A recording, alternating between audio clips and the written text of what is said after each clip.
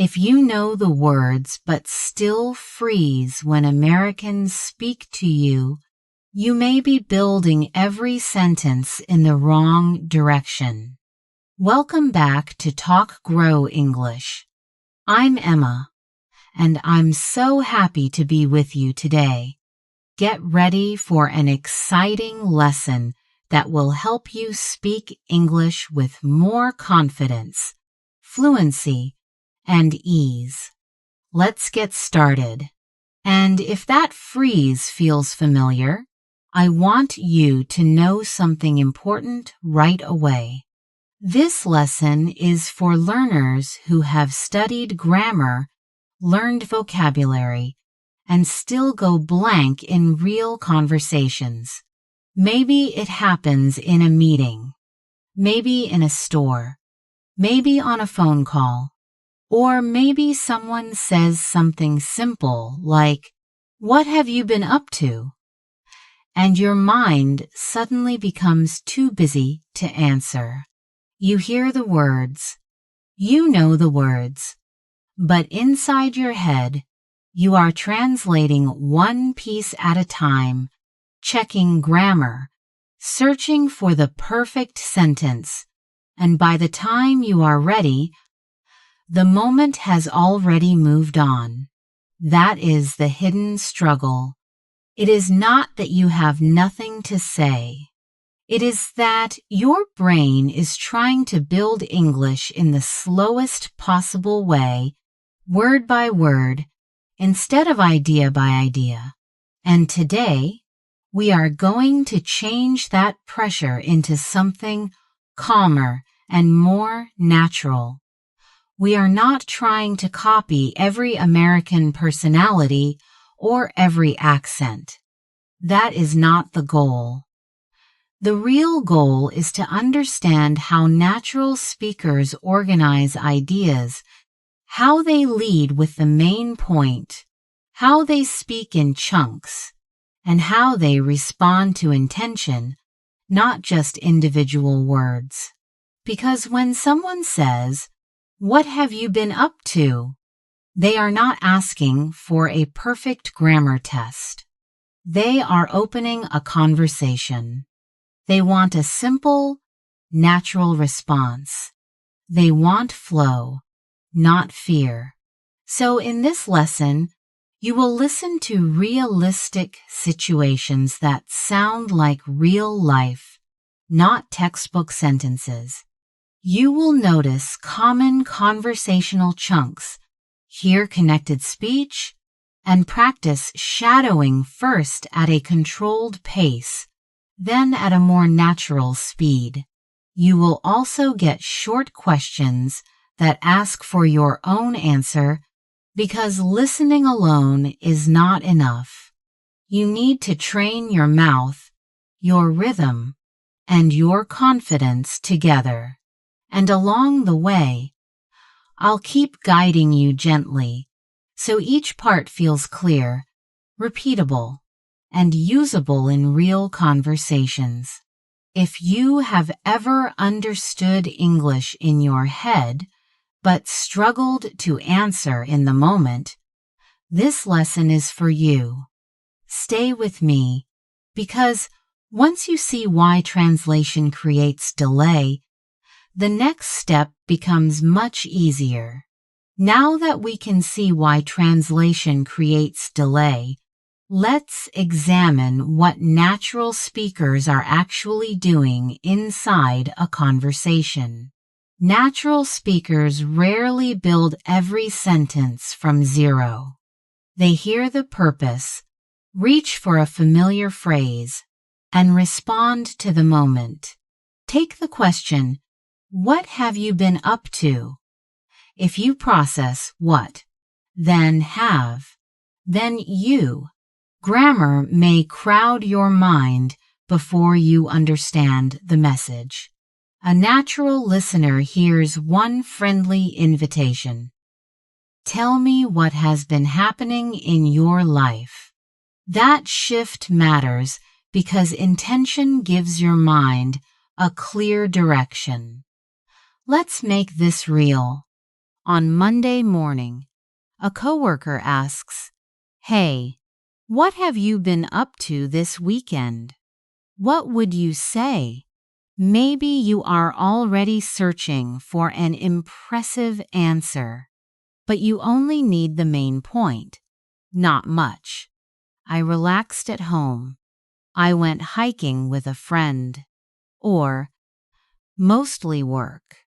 Honestly, those answers are short, but not weak. They offer one clear idea, then leave room for the conversation to continue. The same pattern works with, "How was your weekend?" Begin at the center. "It was great." "It was pretty busy." Or "It was a little stressful." Then add one detail. "I visited my family." "I had a lot of errands." "I'm glad it's over." Can you feel how much lighter that is than creating a perfect paragraph? You may worry that your English sounds too simple. I understand. Many learners stay silent because they believe simple English is not good enough. Yet in daily conversation, simple does not mean poor. Clear English with a relaxed rhythm is usually more effective than a complicated answer that arrives too late. Listen, pretty good. I got some rest, and I caught up on a few things. It sounds natural because the message comes in reusable chunks. The chunks are pretty good. I got some rest, and I caught up on a few things. Instead of memorizing the word caught, learn the complete expression. I caught up on a few things might mean answering messages, cleaning your room, finishing work, or handling personal tasks. That flexibility makes it powerful. Now imagine someone asks, "Are you free later?" You can answer, "I think so." What's up? Short, natural, and connected. But what if you do not know yet? Say, "I might be. Let me check." Or, "I'm not sure yet, but I'll let you know." Exactly. You do not always need an immediate final answer. Natural speakers use bridge phrases to stay in the conversation while they think. Try these. "Let me think." "Actually." "I'm not sure." "I see what you mean." That's a good question. They are not empty words. They create breathing space. So the hidden reason you freeze is often not a lack of English. You are trying to translate, control grammar, and sound impressive at the same time. Release that pressure. Train your ear to catch three things: the speaker's intention, the chunks carrying the meaning, and the bridge phrases that buy you time. In the next conversation, do not chase every word. Listen for the purpose. Choose one useful chunk and begin. Confidence often enters after the first simple phrase, and that first simple phrase becomes much easier when you choose meaning first and perfect grammar second. Imagine someone asks, "Where would you like to eat tonight?" What happens inside your mind? Perhaps you build a complete answer in your first language. Then you translate it, check the grammar, search for better vocabulary, and worry about your pronunciation. By the time your sentence is ready, the conversation has already moved on. You knew what you wanted to say, but the need to say it perfectly kept you silent. Now try a different mental process. Ask yourself, what is my one clear idea? Maybe your idea is, I want light food. Good. Begin with the English you already have. I'd prefer something light. That answer is quick, clear, and warm. It gives the other person something they can respond to. You might be thinking, but Muniba, what if my grammar is not perfect? Then let your grammar be imperfect for a moment. A living conversation matters more than a flawless sentence that never leaves your mouth. Native speakers also adjust their thoughts while speaking. They begin, pause, clarify, and sometimes change direction. That is why response starters are so useful. They help you enter the conversation before every detail is ready. Listen, the main thing is, what I mean is, basically, for me, I'd say, the way I see it. These are not just expressions to memorize. They are small bridges between your thought and your voice. If someone asks, why do you want to improve your English? You do not need a formal speech. You can begin, the main thing is, I want to feel confident at work. Or, for me, English means more freedom when I travel.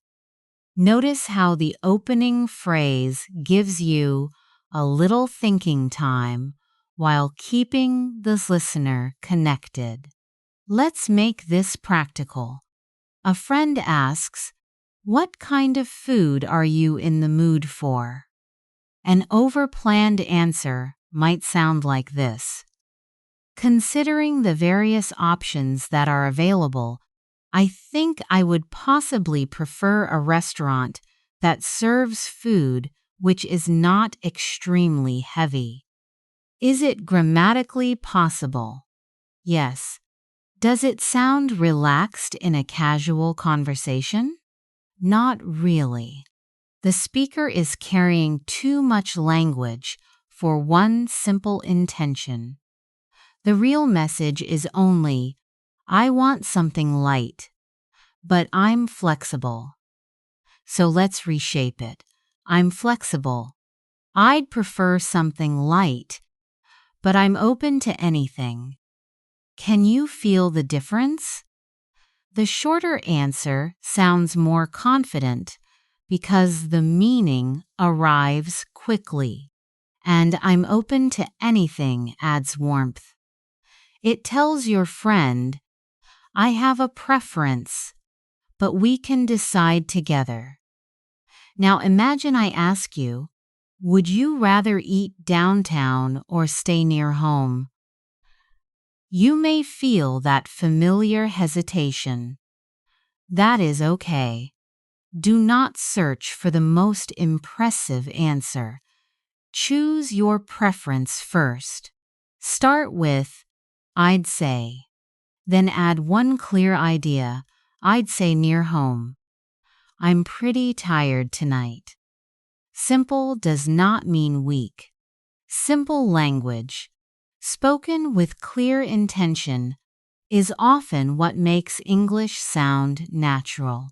And once you choose the meaning first, you can give yourself a small bridge into the sentence. Try these natural starters. The main thing is, what I mean is, basically, for me, and the way I see it. They are not empty words. They help you think while keeping the conversation alive. For example, the main thing is, I want somewhere quiet. What if you pause because you are not sure how to continue? Use one starter and finish with one honest idea. Basically, I'm tired, so I'd rather stay close. Does that sound too simple? Maybe, but simple answers are easier to understand, easier to say, and easier for the other person to respond to. Let's practice together. Repeat after me. I'm flexible. I'd prefer something light, but I'm open to anything. Again, a little more smoothly. I'm flexible. I'd prefer something light, but I'm open to anything. Now listen for the connected rhythm. I'm flexible. I'd prefer something light, but I'm open to anything. Do not pronounce every word with equal force. Let the important ideas stand out. Your turn. Slow shadowing first. Speak just after me. I'm flexible.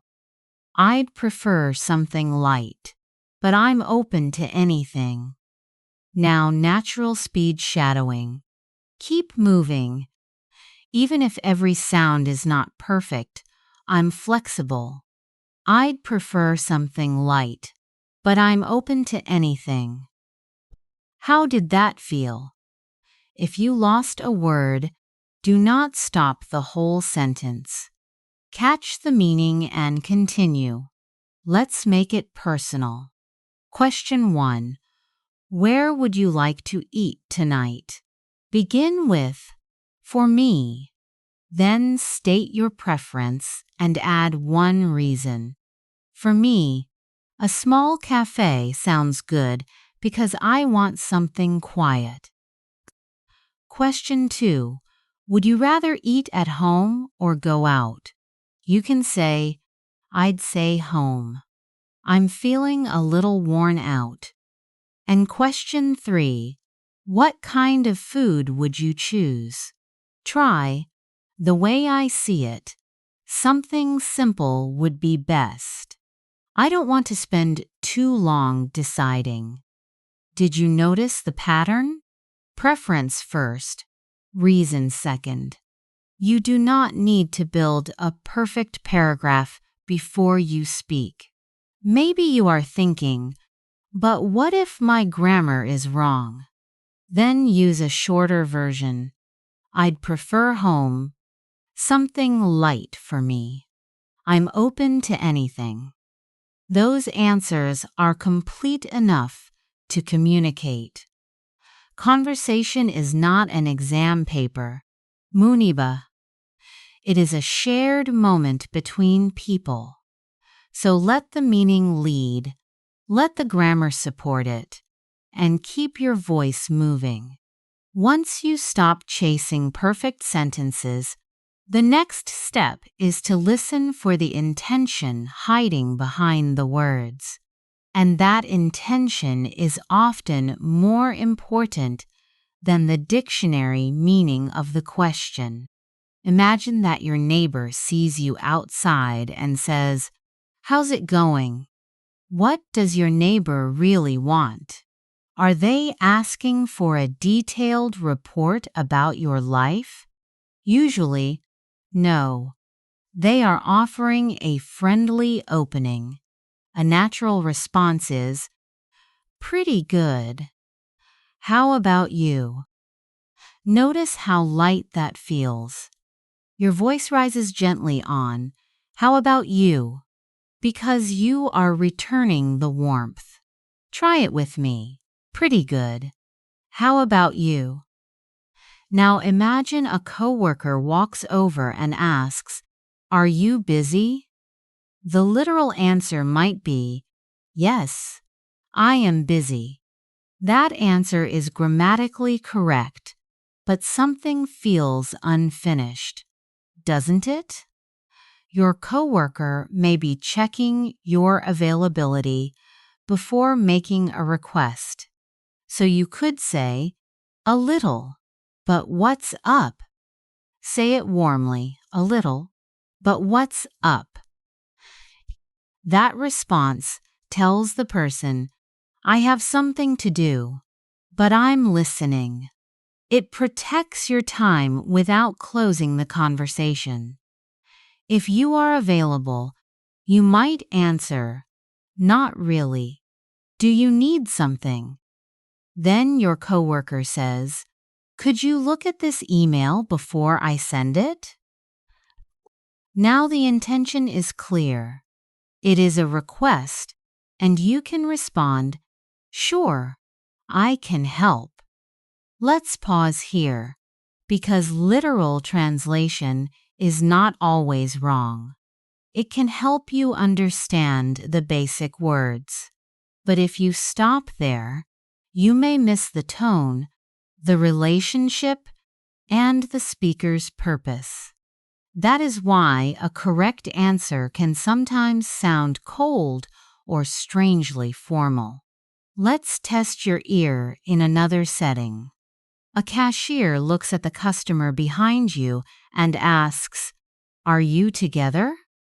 Is the cashier curious about their relationship? Probably not. The cashier is checking whether the items should be paid for together. A simple answer works. "No, we're separate." Or, "Yes, we're together."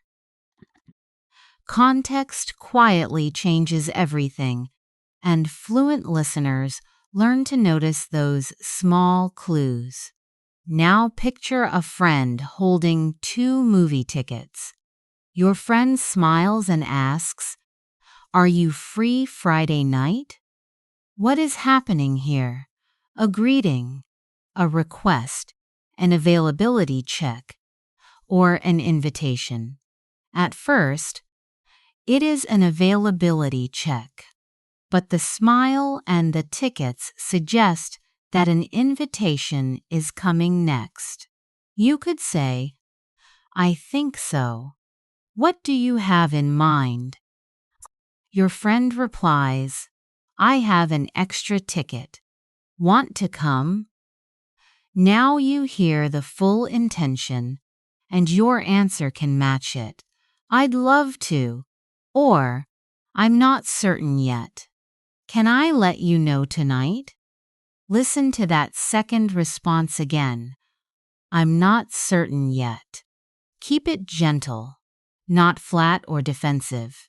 So, when a question reaches your ears, do not rush to translate every word. First ask yourself, what does this person want from me right now? That one question will often guide you better than a perfect word-for-word translation. And let me gently correct a common misunderstanding here. Literal translation is not always wrong. Sometimes it gives you the basic meaning, but basic meaning is only one layer. Translation can miss the speaker's tone, your relationship, and the social purpose of the question. Imagine a coworker asking, "What do you think?" You may suddenly feel pressure to give a brilliant, expert answer, but perhaps your coworker simply wants you to join the conversation. The real message may be, your voice matters too. In that moment, you can begin softly. "My first thought is," try it with me. "My first thought is, we should keep it simple." Again, with a friendly, thoughtful tone, "My first thought is, we should keep it simple." Notice that you do not need complete certainty. You only need a natural way into the conversation. Now, let's test your ear with a few quick situations. A neighbor sees you outside and says, "How's it going?" Is the neighbor requesting help or opening a friendly conversation? Most likely, it is a greeting. Answer naturally, "Pretty good. How about you?" Next, your coworker approaches your desk and asks, "Are you busy?" What is the intention? They are checking your availability, and a request may follow. Keep your response open and calm. A little, but what's up? Now the coworker says, "Could you look at this email before I send it?" If you have time, answer, "Sure, I can help." Let the word sure sound warm and willing.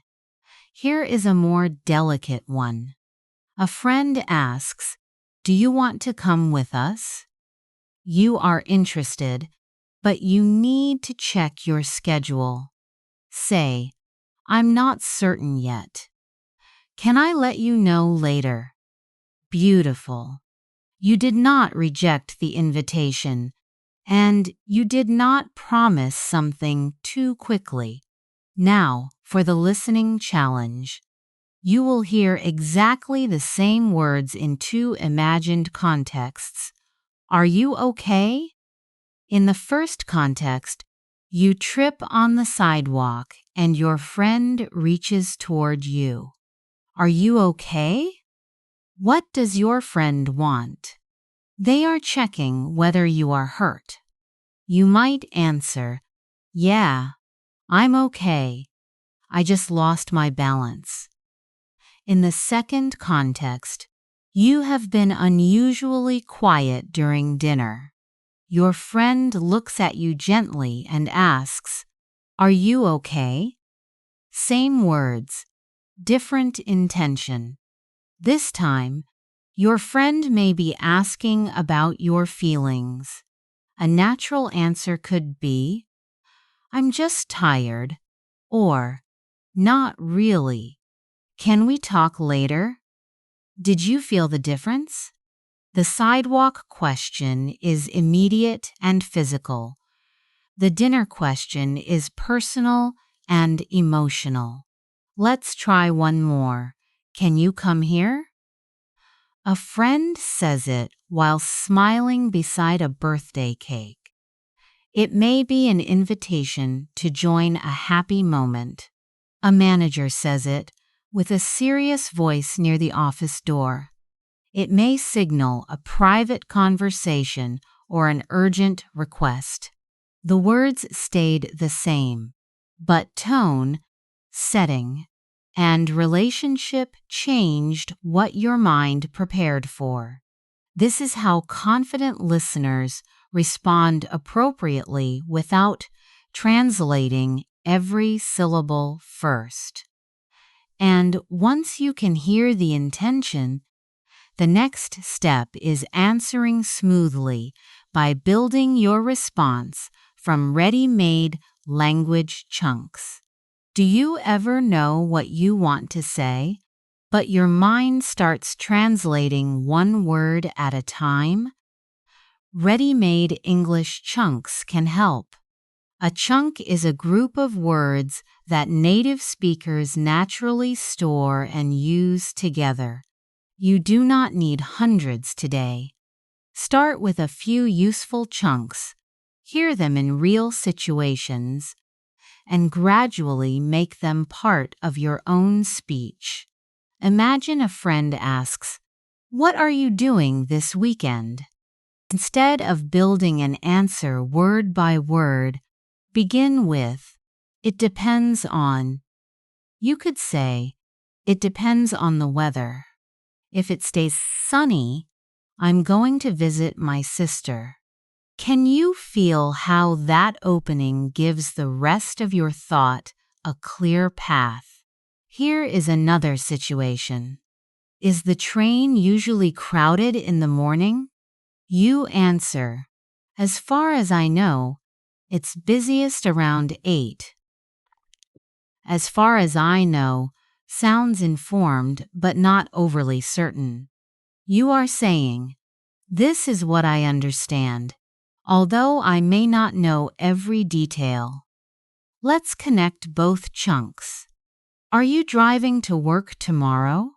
It depends on traffic. As far as I know, there's construction on the main road. That sounds smoother than searching for each individual word, doesn't it? The chunks organize your idea while you speak. But what if you have not decided yet? Try, I'm leaning toward. For example, I'm leaning toward taking the bus, or I'm leaning toward cooking at home tonight.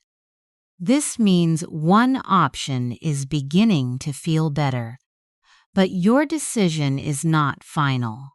It is perfect for everyday choices about travel, food, work, or weekend plans.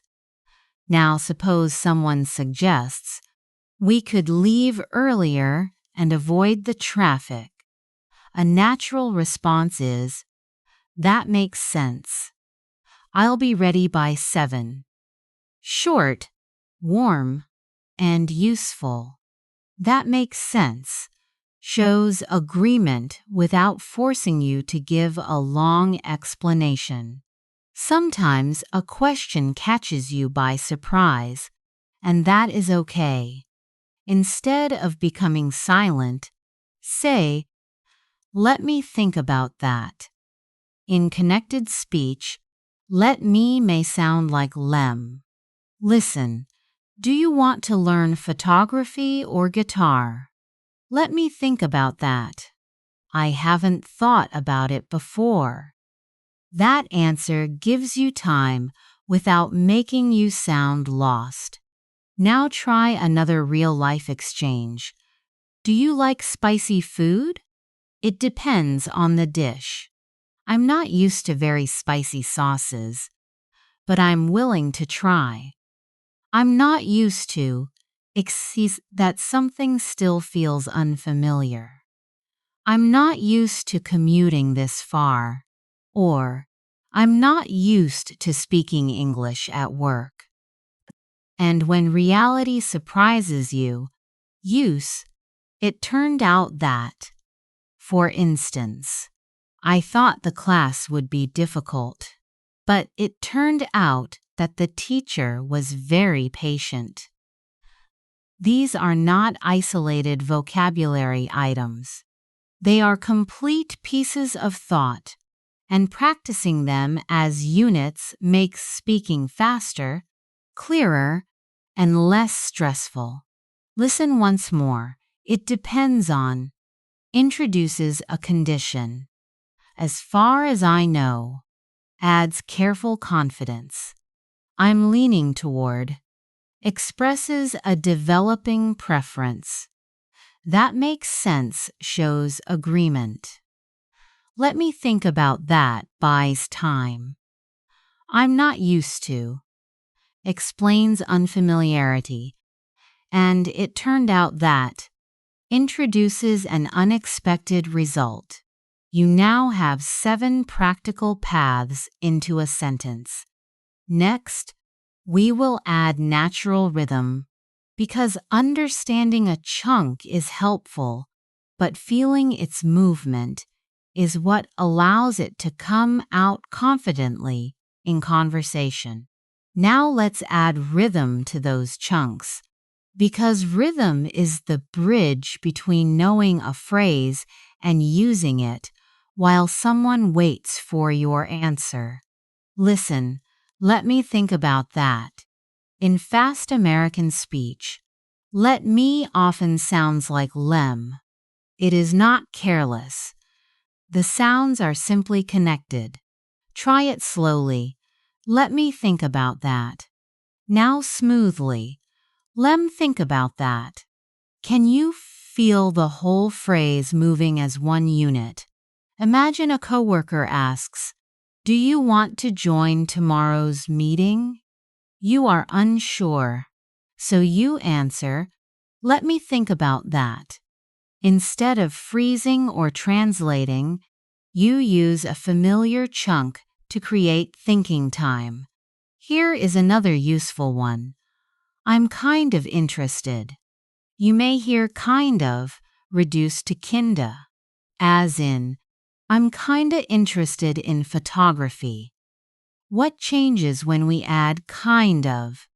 I'm interested sounds direct, while I'm kind of interested feels softer, as though your opinion is still forming. Suppose a friend asks, "Do you want to go hiking on Saturday?" You could say, "I'm kind of interested, but it depends on the weather." You sound open without making a firm commitment. Now compare "I'm going to try a new recipe" with "I'm gonna try a new recipe." You do not need to force gonna, but you should recognize it in natural conversation. Try this commuting example. "I'm gonna take the train because traffic has been terrible lately." That sounds like something you might say while checking the time and holding your coffee, doesn't it? The same pattern appears with want to, which often becomes wanna. Repeat, "I want to get better at speaking." Then, "I want to get better at speaking." But remember, natural speech should not become unclear. Connected sounds can be relaxed, while important words still carry shape, stress, and energy. Let's practice in 3 rounds. In round 1, just hear the meaning. "As far as I know, the class starts at 6. You are sharing information while leaving room for correction. "I'm leaning toward Italian food tonight." You have a preference, but the decision is not final. "It turned out that the commute was easier than I expected." The results surprised you. Round 2 is rhythm. Repeat smoothly, "As far as I know." Now use it, "As far as I know, the office is closed on Monday." Next, "I'm leaning toward." Keep it connected. Then say, "I'm leaning toward staying home this weekend." One more, "It turned out that." Now complete the rhythm. "It turned out that the restaurant was really good." Ready for round 3? Personalize each chunk. Complete, "I'm not used to." Perhaps, "I'm not used to waking up early." Or, "I'm not used to speaking in front of a group." Now finish. "I'm leaning toward." Choose something real, such as taking an online course or cooking at home tonight. Finally, think of a small surprise and complete. "It turned out that." Maybe the task was easier than expected, or your neighbor also spoke English. That is the quiet secret of fluency. Fluent speakers do not build every sentence from zero. They reach for familiar chunks and fill them with real life. Chunks give you speed, comfort, and natural flow. Next, we will make that flow clearer by learning where to place the main point in American-style conversation. Once your chunks come quickly, the next question is simple. Where should you put your main point? In many everyday American conversations, the clearest pattern is this: answer first, reason second, detail last. That order may feel unusually direct at first, but it helps the listener understand you immediately, and even simple vocabulary begins to sound confident. Imagine a friend asks, "Can you come to dinner on Friday?" You might begin, "Well, Friday is usually when my family gets together, and this week my sister is visiting. So we were thinking about having dinner, and I'm not sure what time it will end." Are you going to dinner or not? The listener is still waiting for the answer. Now compare it with this. I can't make it Friday. I already have a family commitment, but I'd love to join next time. Can you feel the difference? The message is direct, the reason is clear, and the final detail keeps the connection warm. Let's break it into 3 beats. I can't make it Friday. That is the answer. I already have a family commitment. That is the reason. But I'd love to join next time. That is the helpful final detail. Repeat the whole response with me. I can't make it Friday.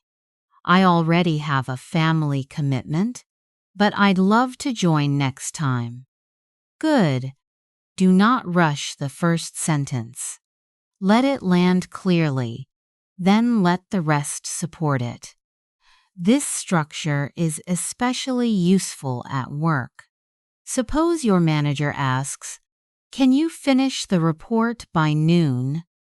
If you can, begin with, "Yes, that works for me."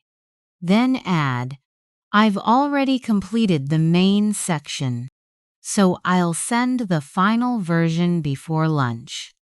If you cannot, say, "No, I won't be able to finish it by noon. I'm waiting for the sales numbers, but I can have it ready by 3. Notice that you are not hiding the problem. You are giving a clear answer and then offering useful information. Now imagine someone gives you 2 appointment times, 9 in the morning or 2 in the afternoon. A confident response could be, "I'd prefer the earlier option. My afternoon is fairly busy, so 9 would be much easier." Your turn. Which would you choose? Start with, "I'd prefer," and give one short reason. Keep it clean. I'd prefer the later option. I have a meeting in the morning. Sometimes you need a phrase that signals clarity before a complicated explanation. Try this one. The short answer is yes. For example, the short answer is yes. I'm interested in the project, but I'd like to review the schedule before I commit. And when someone asks about a problem, you can begin with, "Here's what happened." Here's what happened. My train was delayed, so I arrived 20 minutes late and called the office as soon as I could. That opening tells the listener, "I'm going to explain this clearly." It creates focus before the details begin. Now let's turn that clear structure into a quick response habit. Answer first, reason second, detail last. I'll give you a situation, and you have 3 seconds to say the main answer. Don't search for perfect English. Just make your decision clear. Your manager asks, "Can you finish the report by noon?" 3, 2, 1. You might say, "Yes, that works for me." Now add a reason. "I've already completed most of it." Finish with one helpful detail. "I'll send it to you before lunch." Put it together. "Yes, that works for me. I've already completed most of it, and I'll send it to you before lunch." Can you hear how confident that sounds? The vocabulary is simple, but the order makes your answer strong. Let's try a more uncomfortable situation. A friend invites you to dinner on Friday, but you're unavailable. Give the answer within 3 seconds. 3, 2, 1. No, I won't be able to. Good. Now give one reason and one helpful detail. No, I won't be able to. I have a family commitment, but I'd love to join next time. Many learners begin with a long story because they're afraid that no will sound rude. But the listener may spend that entire story wondering, so, are you coming or not? Clear does not mean cold. It means you respect the other person's time and make your message easy to understand. Here's another one. You need to move a dental appointment from Tuesday to Thursday. What is your main request? 3, 2, 1. I'd like to reschedule my appointment. Then explain, I have a work meeting on Tuesday. Would Thursday afternoon be available? Notice the helpful detail at the end. You're not only describing the problem, you're making the next step easier. Now imagine someone asks, do you want the standard plan or the flexible plan? Don't compare every feature before answering. Lead with your choice. I'd prefer the flexible plan. My schedule changes often, so it would be more practical for me. Your turn. Choose one option in 3 seconds, give one reason, and add one detail if it helps. If you paused or changed your mind, that's completely normal. Fast, clear answers become easier through repetition, not pressure. Let's do a final round. You arrived late, and your coworker asks what happened. Start with the truth, not 5 minutes of background. 3, 2, 1. Here's what happened. The bus broke down, so I arrived late. I've already let the manager know. That response is direct, responsible, and useful. It explains the situation without sounding defensive. Keep this rhythm in your mind. Main point, reason, helpful detail. Even under stress, it gives your thoughts a clear path. But there is one important question. Can a clear answer ever sound too sharp? Yes, especially when the message is negative or the relationship feels sensitive. Directness gives your English clarity, but warmth helps the other person receive it. So next, we'll add the gentle, softening language Americans use every day to sound both honest and considerate. That gentle language does not weaken your message. It helps your listener hear the message without feeling pushed, blamed, or embarrassed. Think about the command, move this.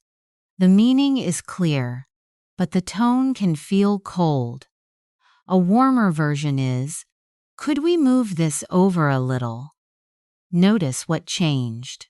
Could we makes the request cooperative, and a little makes the change feel small and manageable. Try both versions aloud. Move this. Now, could we move this over a little? Can you hear the difference? The second sentence is still direct, but it leaves more room for respect. Americans often use softening words such as just, maybe, probably, I think, and a little. These words can lower the emotional pressure of a request or opinion.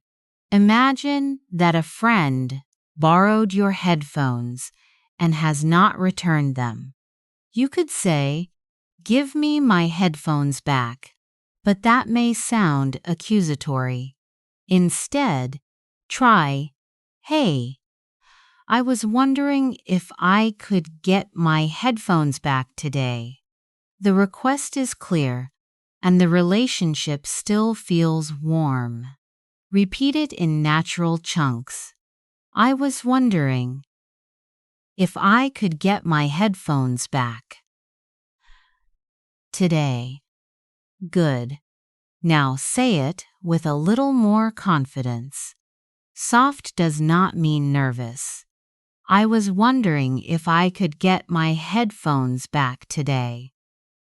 Here is another useful question. Would you mind returning them before this evening?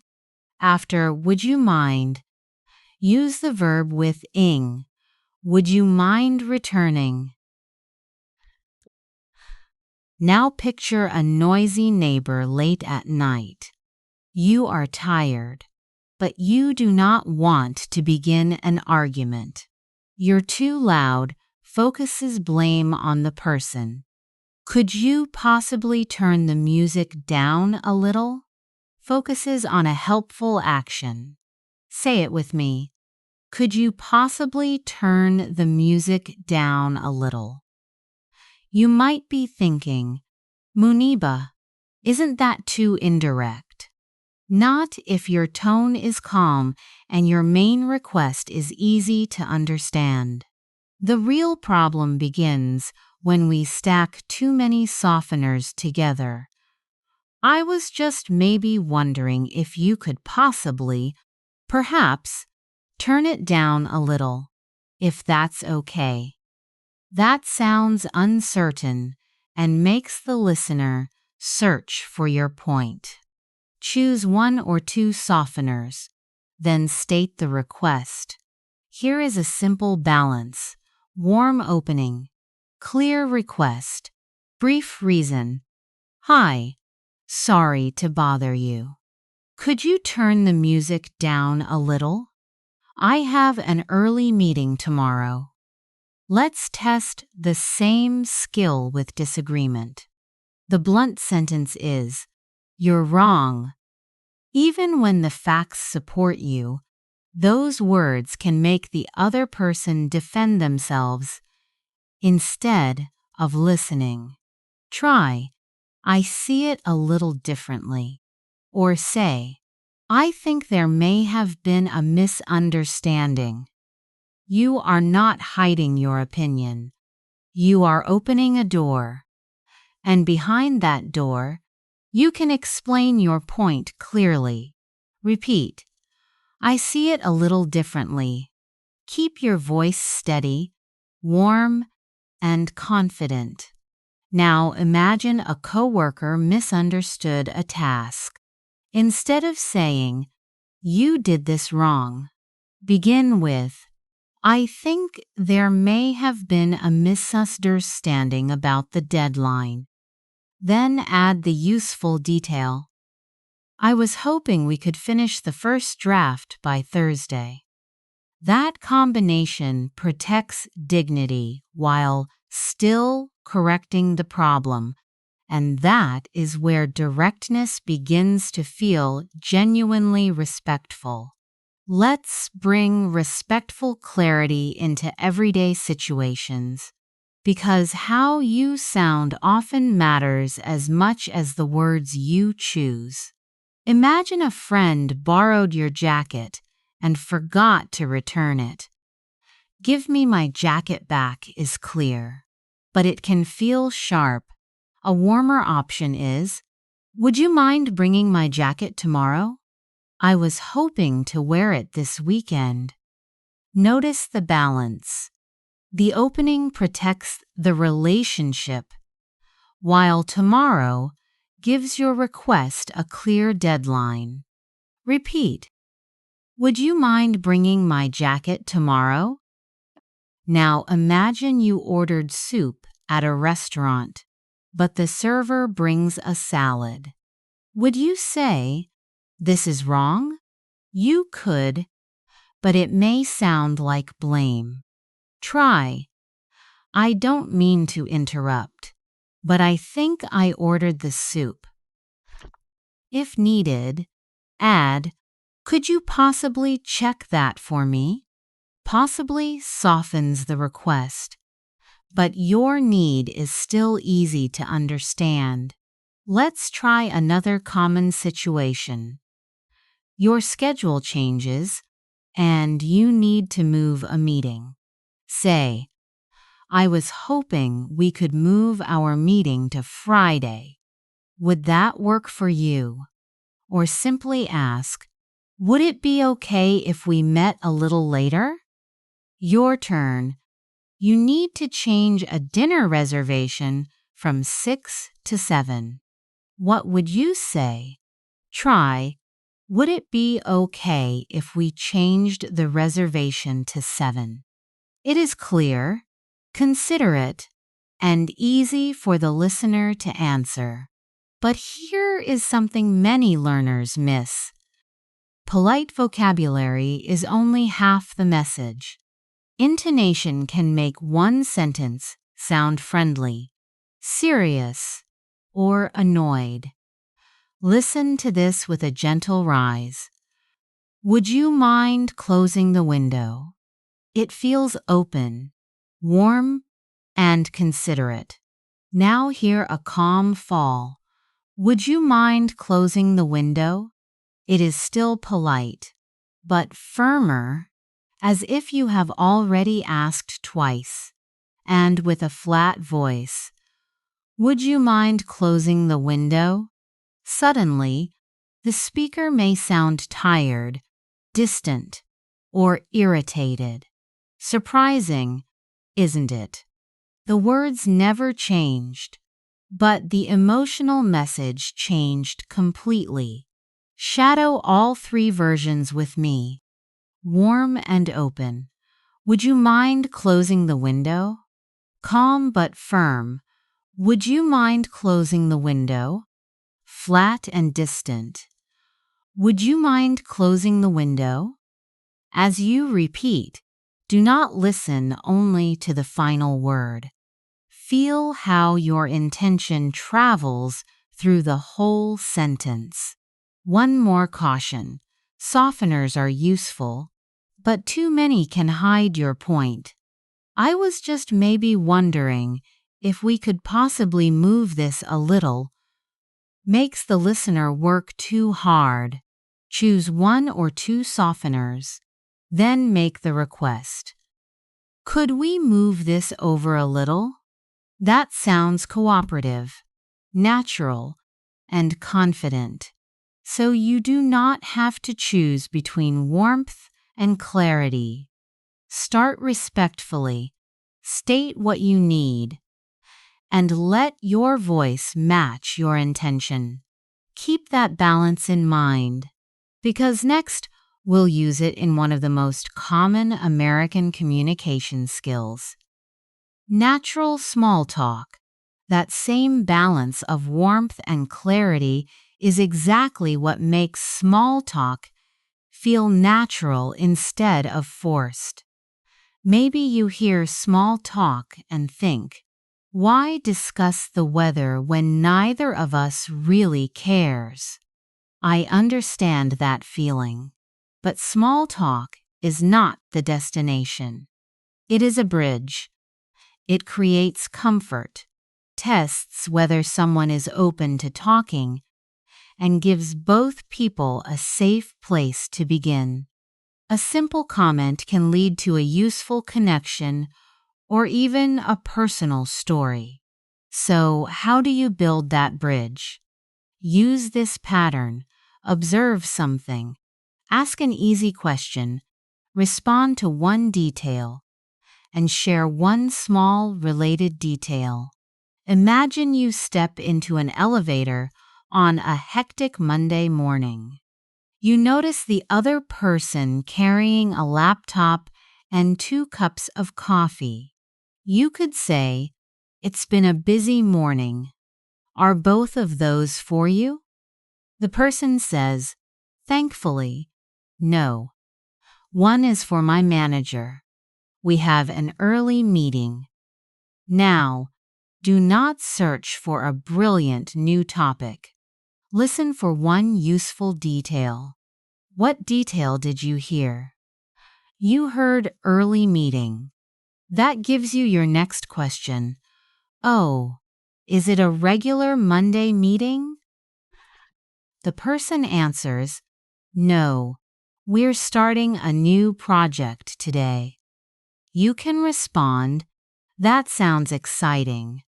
I'm starting something new this week too. So I know that mix of energy and nerves. Notice what happened. You observed, asked, followed one detail, and shared just enough about yourself to keep the conversation balanced. Let's try another setting. You arrive before a meeting and recognize a face, but you have never spoken to the person. Instead of planning the entire conversation, begin with what is already around you. It looks like a good group today. How do you know everyone? They answer, I worked with Daniel a few years ago, and he invited me. Which word could open the next door?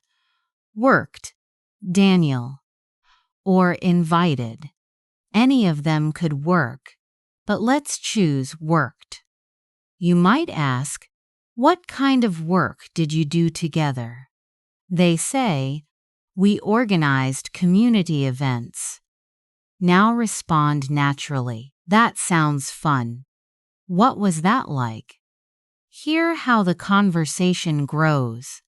You are not jumping between random questions. Each question comes from something the other person just said. This is follow-up listening, and it removes a lot of pressure. You do not need to invent a new subject every 10 seconds. You only need to notice one word with a little life in it. Here is your first quick practice. I will give you an imagined answer, and you create a follow-up question. Before I give you a model, you ask, have you been here before? The person answers, yes. I came last summer for my sister's birthday. What detail would you follow? Last summer, sister, or birthday? Say your question aloud now. A natural model could be, oh, nice. What did you do for her birthday? Or you could ask, no way. Really? Did you enjoy it here? Both work because they show that you listened. More importantly, they invite a real answer instead of closing the conversation with, that's nice. And that is where small talk begins to change. It stops feeling empty because you are listening for the small doorway hidden inside each response. Once you notice a conversational doorway, your next question feels less like a performance and more like genuine curiosity. Imagine you are in a coffee shop and say, it's been a busy morning. The person replies, definitely. I just dropped my son off for his first day of school. Which detail has life in it? Son, first day, or school? Choose one and follow it. You might ask, his first day? How is he feeling about it? That question is simple, warm, and connected to what you actually heard. Now they say, he was excited, but I was a little emotional. Do you need to ask another question immediately? Not necessarily. Respond to the feeling first. I can imagine. That must be a big moment. That small response creates comfort. It shows that you are not simply searching for your next question. You are listening to the person behind the words. Let's move to a meeting. You ask someone, "How do you know everyone here?" They answer, "I used to work with Maya, and she invited me to join this project." What detail would you follow? You could ask, "Oh, you worked with Maya? What was that like?" Or try, "That sounds interesting. What kind of project is it?" Then offer something small about yourself. "I'm new to the project too, so I'm still learning everyone's role." Did you hear the rhythm? Observe, ask, respond to one detail, and share a little. Small talk should not feel like an interview. Both people contribute small pieces of their lives, giving the conversation somewhere natural to go. Here is another everyday moment. In an elevator, you notice someone carrying flowers. You say, "Those are beautiful. Is there a special occasion?" They reply, "My parents are celebrating their anniversary tonight." You might respond, "Really? How many years have they been married?" After they answer, add a brief connection. "My parents celebrate theirs in the spring." It works because your comment is relevant, friendly, and not too personal. But what if you need to leave? Many learners worry that ending small talk will sound rude. In reality, a gentle ending needs only warmth and a clear reason. "It was nice talking with you. I should get back to work." You could also say, "I'm going to grab my coffee, but I hope the celebration goes well." At the end of a line, try, "Well, it was great meeting you. Enjoy the rest of your day." You are not rejecting anyone. You are closing the moment kindly. Let's finish with a challenge. Someone says, "I moved here 2 weeks ago, so I'm still figuring out the neighborhood." Pause and create a follow-up question. Then share one related detail about yourself. A natural response is, "How are you liking it so far?" "I've lived nearby for about a year, and I'm still discovering new places." Notice how that answer offers several paths forward without forcing the conversation. So remember the full pattern. Notice a detail, follow it with genuine interest, respond to the feeling, share a little, and close kindly when the moment ends. Practice that rhythm, and small talk will begin to feel less like filling silence and more like building a real connection. That same rhythm becomes even easier when you give it a simple structure you can use almost anywhere. Answer, add, and ask. First, answer the question directly. Second, add one meaningful detail. Third, ask something connected to what the other person said. Imagine someone asks, "Where are you from?" You could say, "Chicago." That answer is correct, but it leaves the other person with all the work. Now listen to the difference. "I'm from Chicago. I grew up near the lake, so I really miss being close to the water. How about you?" The first sentence answers. The second adds a personal detail. The third invites the other person in. Answer, add, ask. Keep the question connected, though. If you suddenly ask, "What do you do for work?" it may sound like an interview. "How about you?" feels natural because you are still talking about hometowns. Let's try work. Someone asks, "Do you work in an office?" A short answer would be, "No." Clear, "Yes," but not very warm. A more natural response is, "I work from home most days. It's convenient, but I miss seeing people. What about you?" Did you hear the small contrast? It's convenient, but I miss seeing people. That detail gives the conversation emotion and creates more than one possible direction. Now travel. Someone says, "Have you ever been to Seattle?" Listen, "Yeah, I've been there once. I loved the downtown area." What took you there? What took you there is more thoughtful than asking a random new question. It grows directly from the place already mentioned.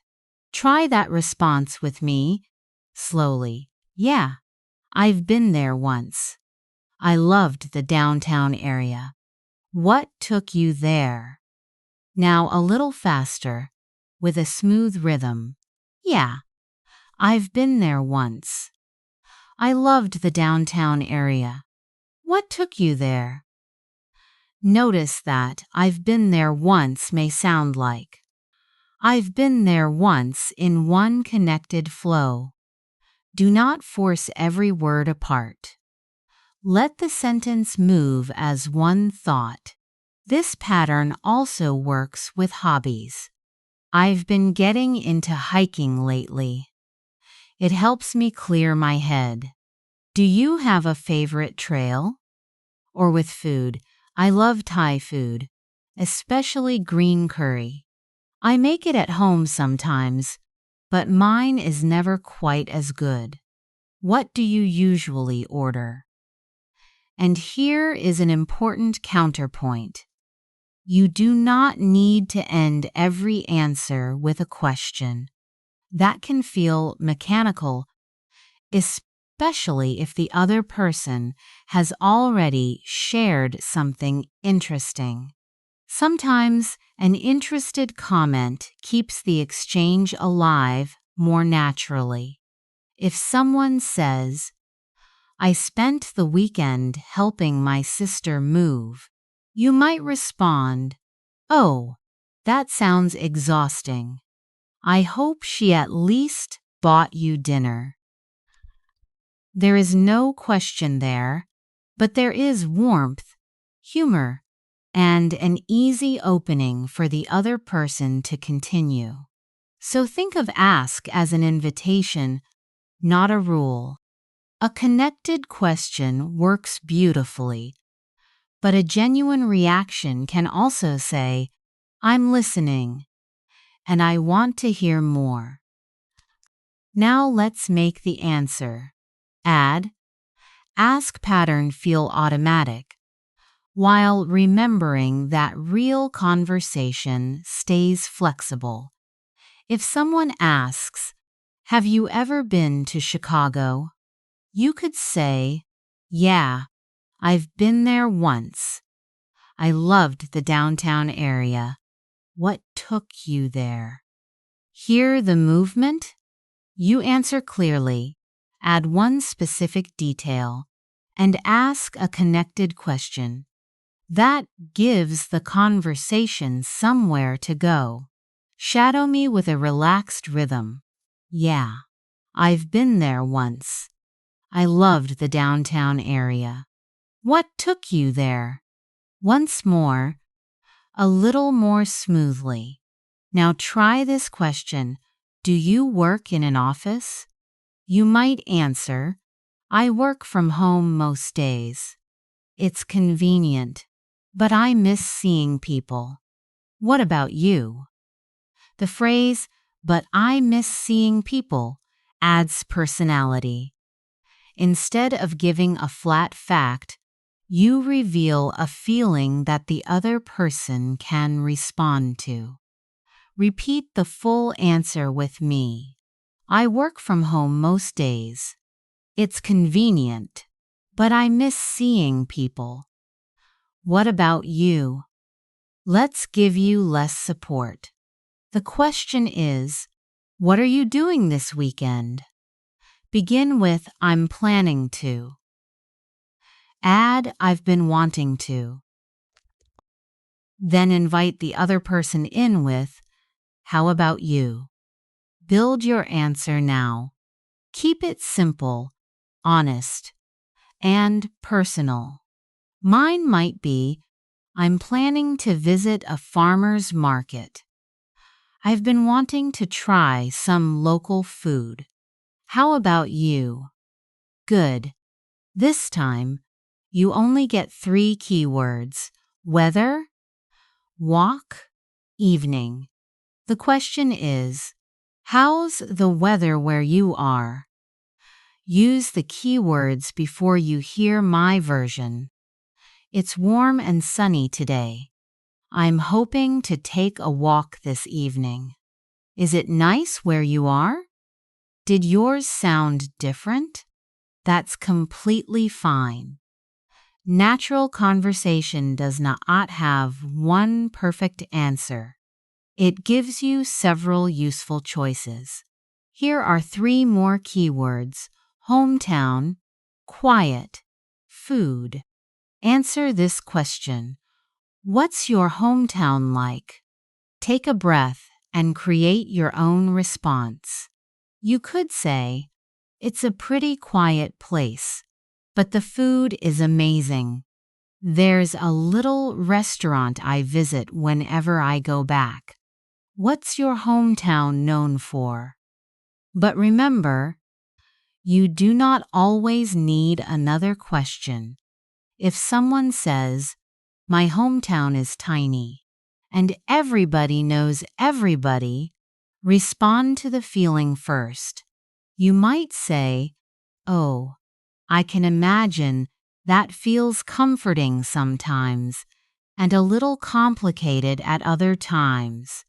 That warm reaction shows curiosity without making the exchange feel like an interview.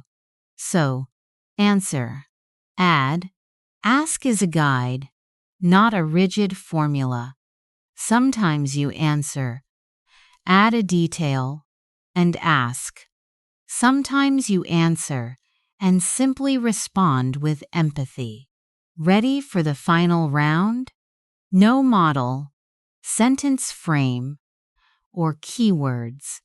The question is, what is something you've been enjoying lately? Answer honestly. Add one meaningful detail. Then choose your invitation. Ask a connected question, or offer a reaction that makes it easy to continue. Speak now, even if your English is not perfect. Your goal is connection, not performance. If you moved beyond one short answer, you created conversational momentum. Next, we'll learn how to gain thinking time without letting that momentum disappear. And what happens when that momentum suddenly meets a difficult question? Your mind may go blank, but the conversation does not have to stop.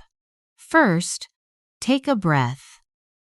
Brief hesitation is not failure. It is a normal part of real speech.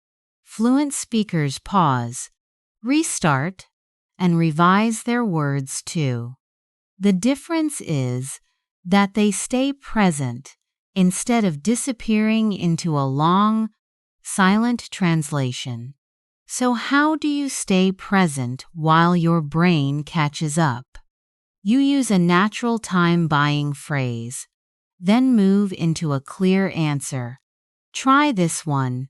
That's a good question. It sounds calm, respectful, and confident. Imagine you are in a job interview, and the interviewer asks, "What is one weakness you are working on?" That question can feel uncomfortable, can't it? But you do not need to answer in the first half second. You could say, "That's a good question. I'm working on speaking up earlier when I notice a problem." Notice the pattern. The opening gives you time, but it does not become an escape. A real answer follows it. Say it with me. That's a good question. I'm working on speaking up earlier. Now, let's make the pressure more personal. A friend suddenly asks, "Do you think I should quit my job?" Perhaps you care about your friend, but you do not know the whole situation. "Let me think" gives you a gentle moment to organize your response. Let me think. I'd probably talk to your manager before making a final decision. That sounds thoughtful, not weak. You are showing that the question deserves care. Repeat, "Let me think. I'd probably talk to your manager first." Here is another useful opening. "Off the top of my head." This means you are sharing your first thought without claiming it is a perfect answer. Someone asks, "What is the best way to improve your English quickly?" You might respond, "Off the top of my head, I'd say daily listening and speaking practice." Keep the phrase connected and light. Off the top of my head, I'd say. Now, answer this question. What is a good place to visit in your city? Begin with, "Off the top of my head," then name one place and give one reason. Good. Even if you changed your sentence halfway through, you kept speaking, and that is exactly the skill we are building. But what if you genuinely do not know? You can be honest without shutting the conversation down. Say, "I'm not completely sure," but then offer what you do know. On a phone call, someone asks, "Will the package arrive before Friday?" A natural response is, "I'm not completely sure, but I can check the tracking information for you." Hear how responsible that sounds. You admit uncertainty and still move towards a solution. Sometimes the difficulty is not the answer itself. You know what you mean, but you cannot find the right way to express it. In that moment, say, "How should I put this?" It signals that you are choosing your words carefully. Suppose someone unexpectedly asks, "What did you think of the meeting?" You could say, "How should I put this? I think we had useful ideas, but we needed a clearer plan." That small opening creates space for an honest, balanced answer, and next we will test it under even greater pressure. Now let's raise the pressure. Knowing these phrases is one thing. Remembering them while someone waits for your answer is the real challenge. Imagine your supervisor asks, "Why is the report taking longer than expected?" Your mind may translate, panic, or apologize too quickly. Instead, say, "Give me a second. We found an error in the data, so I'm checking the numbers before sending the final version. Did you hear the difference? That brief pause does not sound weak. It makes you sound careful, present, and responsible. Now a friend calls and asks, "I argued with Maya. Should I text her right now?" You were not prepared for that. Were you?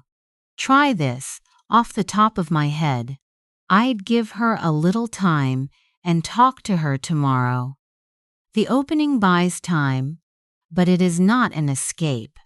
You still give a clear answer. Opening phrase, short pause, useful response. Let's test that pattern with 5 rapid questions. Begin within 2 seconds, using a different opening each time. Do not search for a perfect answer. Enter the conversation before fear pulls you into silence. Question 1. What skill would you like to improve this year? Begin, "That's a good question," and complete it with your real answer. Question 2. What would you change about your daily routine? Start, "Let me think." Keep speaking, even if the answer is simple. Question 3. What makes someone a good leader? Say, "Off the top of my head," then name one quality and explain why it matters. Question 4. Is working from home better than working in an office? Begin, "I'm not completely sure, but..." Choose a position and support it. Question 5. A close friend wants to quit a stable job without a plan. What would you say? Start gently. "How should I put this?" Then be honest and caring. "I understand why you want to leave, but I'd make a basic plan first." How did that feel? Perhaps your heart moved faster, or an answer vanished exactly when you needed it. That is normal. Fluent speakers pause, restart, and revise. They even say, "Actually, let me say that differently." The difference is not that they never hesitate. They remain inside the conversation instead of disappearing into silent translation. Let's build one final response together. An interviewer asks, "Tell me about a time you handled a difficult situation." Say, "That's a good question. Let me think for a second. I once handled a customer problem while my manager was unavailable." Continue. "I listened carefully, explained the options, and found a solution we were both comfortable with." Clear, calm, and believable. The opening bought time, while the rest of the answer showed action and good judgment. So when an unexpected question arrives, do not freeze or rush. Stay present, choose an opening, and move toward one clear idea. Once you can stay present under pressure, you can express opinions with more confidence and much less fear of sounding too strong. Confidence is not only about what you believe. It also comes from choosing words that express your opinion clearly without closing the conversation. Many learners depend on "I think" again and again. It is correct, but if you always use it, your English may sound limited. So let's make that language more flexible. Instead of "I think remote work is useful," say, "From my perspective, remote work gives people more control over their day." Can you hear the difference? from my perspective sounds thoughtful and personal. It communicates, this is my view, but I am open to yours.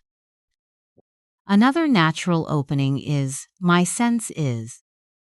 For example, my sense is that social media keeps people connected, but it can also create too much comparison. That works well when you are sharing an observation rather than claiming to be an expert. In everyday American conversation, that softer tone is very common. To sound even more flexible, try I tend to think. Repeat slowly. I tend to think routines help creativity. Now add a reason. I tend to think routines help creativity because they reduce small decisions and leave more energy for deeper work. Much stronger, right? Your opinion now has shape. It gives the listener both your position and the reason behind it. In casual conversations, you may also hear if you ask me. It is more direct and personal. If you ask me, videos are a practical way to improve listening because you hear rhythm, emotion, and pronunciation together. Here is the key. A confident opinion does not need to be aggressive.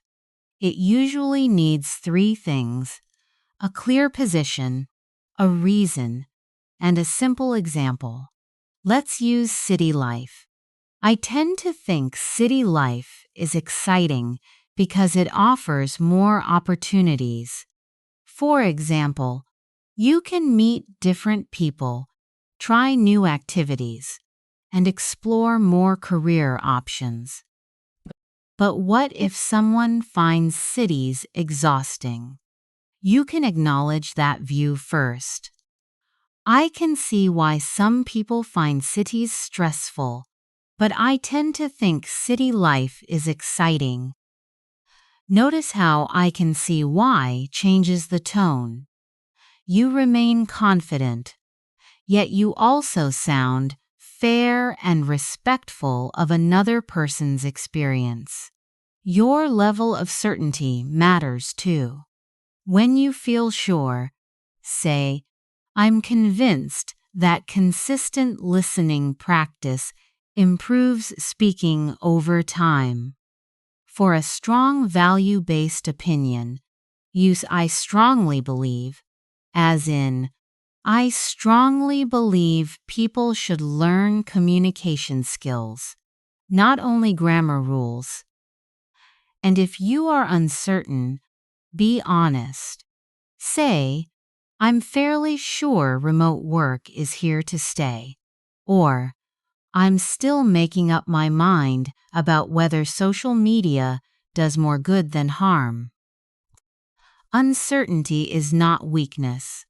I'm still making up my mind tells the listener that you are thinking carefully and remain willing to listen. Now consider spending and saving. I can see both sides, but from my perspective, saving money creates freedom because it gives people options when life changes. That opinion is clear without sounding narrow. And if your first sentence feels too strong, repair it naturally with actually. Let me say that differently. For example, people should save all their money. Actually, let me say that differently. People should save regularly while still enjoying life in a reasonable way. Self-correction does not make you less fluent. It makes you more precise. Keep these phrases ready, because next we will use them to respond, disagree, and stay confident in a real conversation. Let's use those repair phrases in a real conversation because sharing an opinion becomes more difficult when someone sees things differently. Imagine your coworker says, "I think remote work makes people less productive." You could answer, "I strongly believe remote work helps many people focus, especially when they have a quiet space." But that response may sound too forceful if you do not know the whole situation. A more flexible answer would be, "I can see why you feel that way, but from my perspective, remote work can improve focus for some people." Notice the difference? You still express your position, but you acknowledge the other person before giving your reason. Try this pattern now: position, reason, example, and one acknowledgement. For instance, I tend to think learning through videos is effective because learners can hear natural pronunciation. For example, they can pause and repeat a short conversation. I can see, though, that videos may become passive if people never speak. That sounds thoughtful, not uncertain. You are saying what you believe while leaving room for a different experience. Now let's try a simpler topic. Do routines help creativity? Take a moment and form your answer silently. State your position, explain why, and give one example. You might say, "My sense is that routines support creativity because they reduce small daily decisions." For example, a writer may produce better work when writing at the same time each morning. Then add another perspective. "I can see both sides, but I also understand why some people need variety to feel inspired." That phrase, "I can see both sides, but," is especially useful when the topic is sensitive. It shows balance without forcing you to hide your real opinion. What if your sentence comes out too strongly? You can soften and refine it in the moment. Say, "Maybe a better way to put it is that routines create structure, but they should not become a prison." That is a beautiful distinction.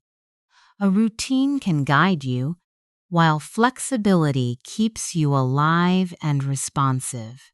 Let's practice one more example about city life. If you ask me, living in a big city offers more opportunities, but it can also leave people feeling disconnected. If someone replies, "I disagree. Cities bring people together. You do not need to defend every word." You can say, "That's fair. I hadn't considered that side. What I'm really trying to say is that physical closeness does not always create emotional connection." Did you hear how naturally the idea became clearer? You accepted the other person's point, then refined your own. Now answer this question in English. Is social media more helpful or more harmful? Begin with "I'm fairly sure," "I tend to think," or "I'm still making up my mind." Remember, confident English is not about sounding certain all the time. It is about choosing language that matches your real level of confidence. And expressing your own view is only half the skill. The next challenge is disagreeing while protecting the relationship. And expressing your own view is only half the skill. The next challenge is disagreeing while protecting the relationship. Many learners think polite English means saying nothing when they disagree. But respectful disagreement can show that you are listening carefully, thinking honestly, and still valuing the other person. The key pattern is simple: acknowledge, contrast, explain. First, recognize the other person's point. Then show your different view. Finally, give a short reason. Listen to this direct version. No, that plan won't work. We should do it my way. The meaning may be clear, but the tone sounds closed.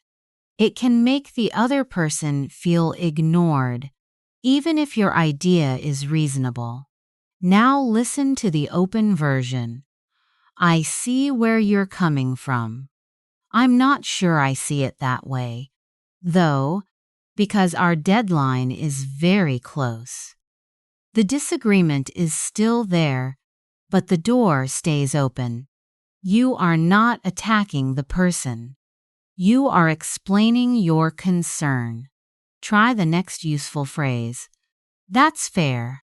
Although, for example, that's fair, although we may need a simpler approach if we want to finish on time. Notice the small word although. It connects agreement and difference in one smooth sentence. It sounds much calmer than starting with, but you're wrong. Here is a project decision. One teammate wants a creative design. Another wants something simple and quick. You could say, I agree up to a point. The creative idea is exciting, but I'm worried it will take too long. What did that sentence do? It accepted part of the idea, then explained the limit. This is especially useful when neither person has the complete answer. Now ask yourself, how would you respond if a coworker suggested a plan you did not trust? Try saying, I see where you're coming from. I'm not sure I see it that way because. Give yourself a moment and finish the sentence with your real reason. Maybe you need more information. Maybe the cost is too high. Maybe the timing is not realistic. There is another gentle question you can use when you want to avoid a quick argument. Could there be another explanation? Imagine your friend says, they ignored my message because they're upset with me. You might reply, I understand why you feel that way. Could there be another explanation? Maybe they've been unusually busy. That does not dismiss your friend's feelings. It simply creates space for a second possibility. Let's practice the contrast. First, the confrontational version. You're making this more expensive than it needs to be. Now revise it using acknowledge, contrast. Explain, I see why you prefer that option.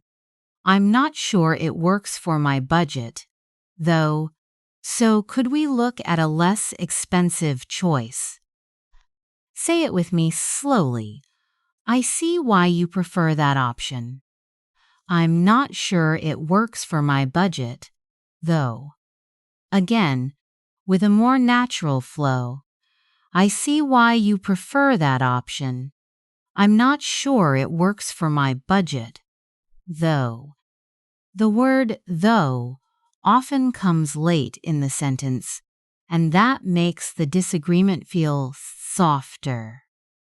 You are not hiding your opinion.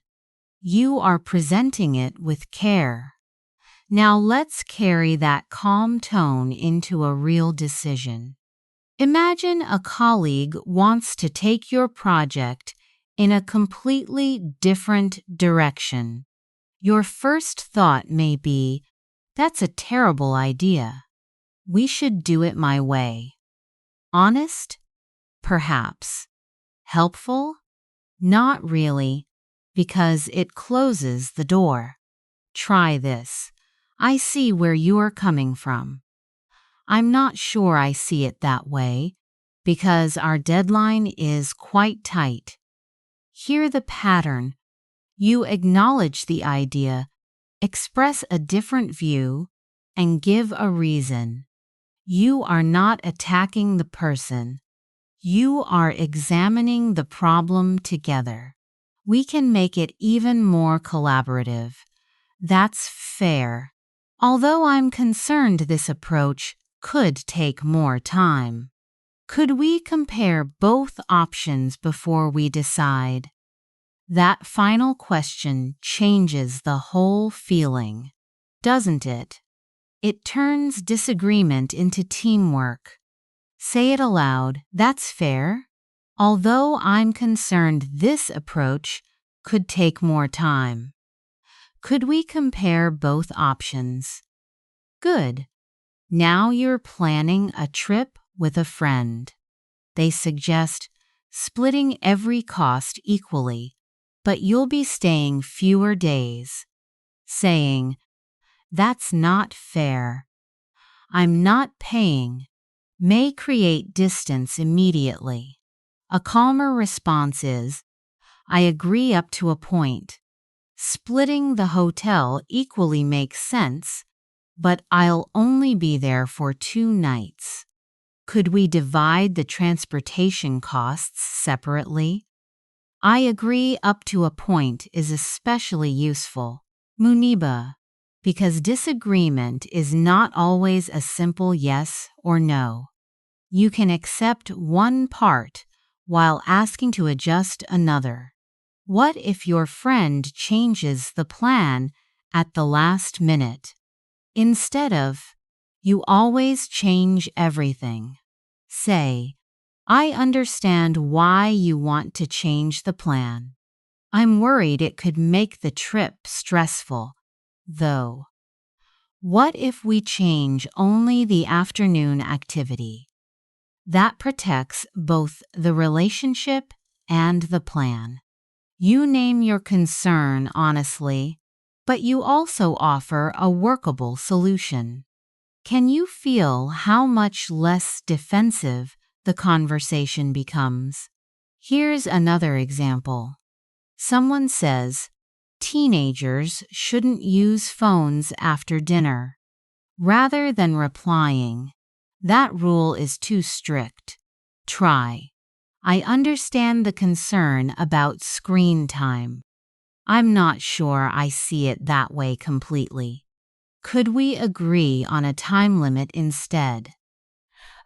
The word "completely" leaves room for connection without hiding your opinion. Softening your language does not make your message weak. It makes the other person more willing to hear it. One final challenge. A shared problem is getting worse, and someone says, "We just need to work harder." Instead of rejecting that idea, respond, "I see why you think that. Could there be another explanation?"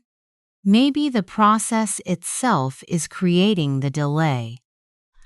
Politeness does not mean avoiding disagreement. Calm disagreement shows that you are listening carefully, thinking honestly, and respecting the other person enough to tell the truth. Now create your own response. Acknowledge the idea, contrast it with your view, explain briefly, and invite a solution.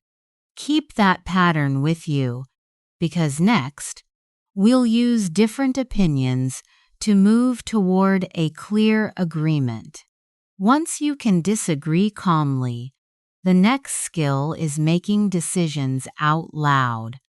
Real conversations rarely stop at opinions. Sooner or later, someone asks, "So, what should we do?" That question can make English learners freeze. You may know the words, yet suddenly wonder whether to agree, explain every detail, or sound completely certain. Here is the good news. You do not need a perfect answer. You need a clear path. State your priority. Compare the options. Mention one concern and reach a decision. To name an advantage, say, the upside is. For a disadvantage, use. The downside is. To identify your main priority, say, what matters most is. And if you are not completely sure, say, I'm leaning toward. It sounds thoughtful and confident while leaving room for discussion. You can also say, either option could work. Then, when the group is ready, close with, let's go with. Let's hear this language inside a real decision. Imagine you and a friend are planning a weekend trip. The beach is cheaper and only 2 hours away, but rain is possible. A mountain cabin feels more special, but it costs more and requires a 4-hour drive.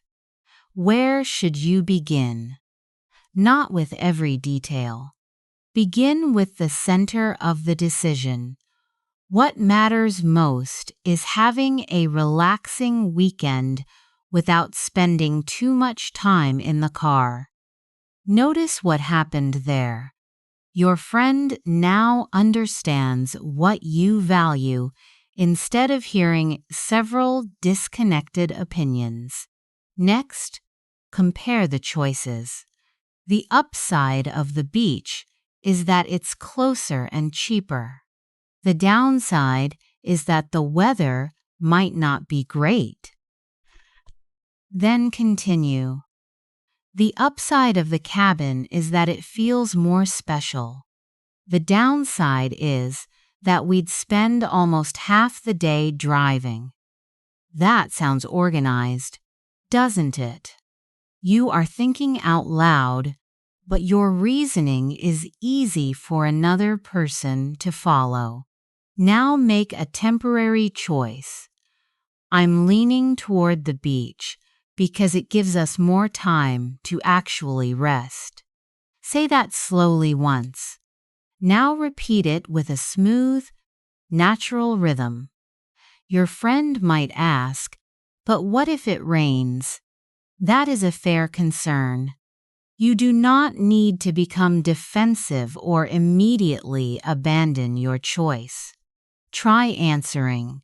Either option could work, but if it rains, we can visit a cafe, walk around town, or simply enjoy a quiet weekend.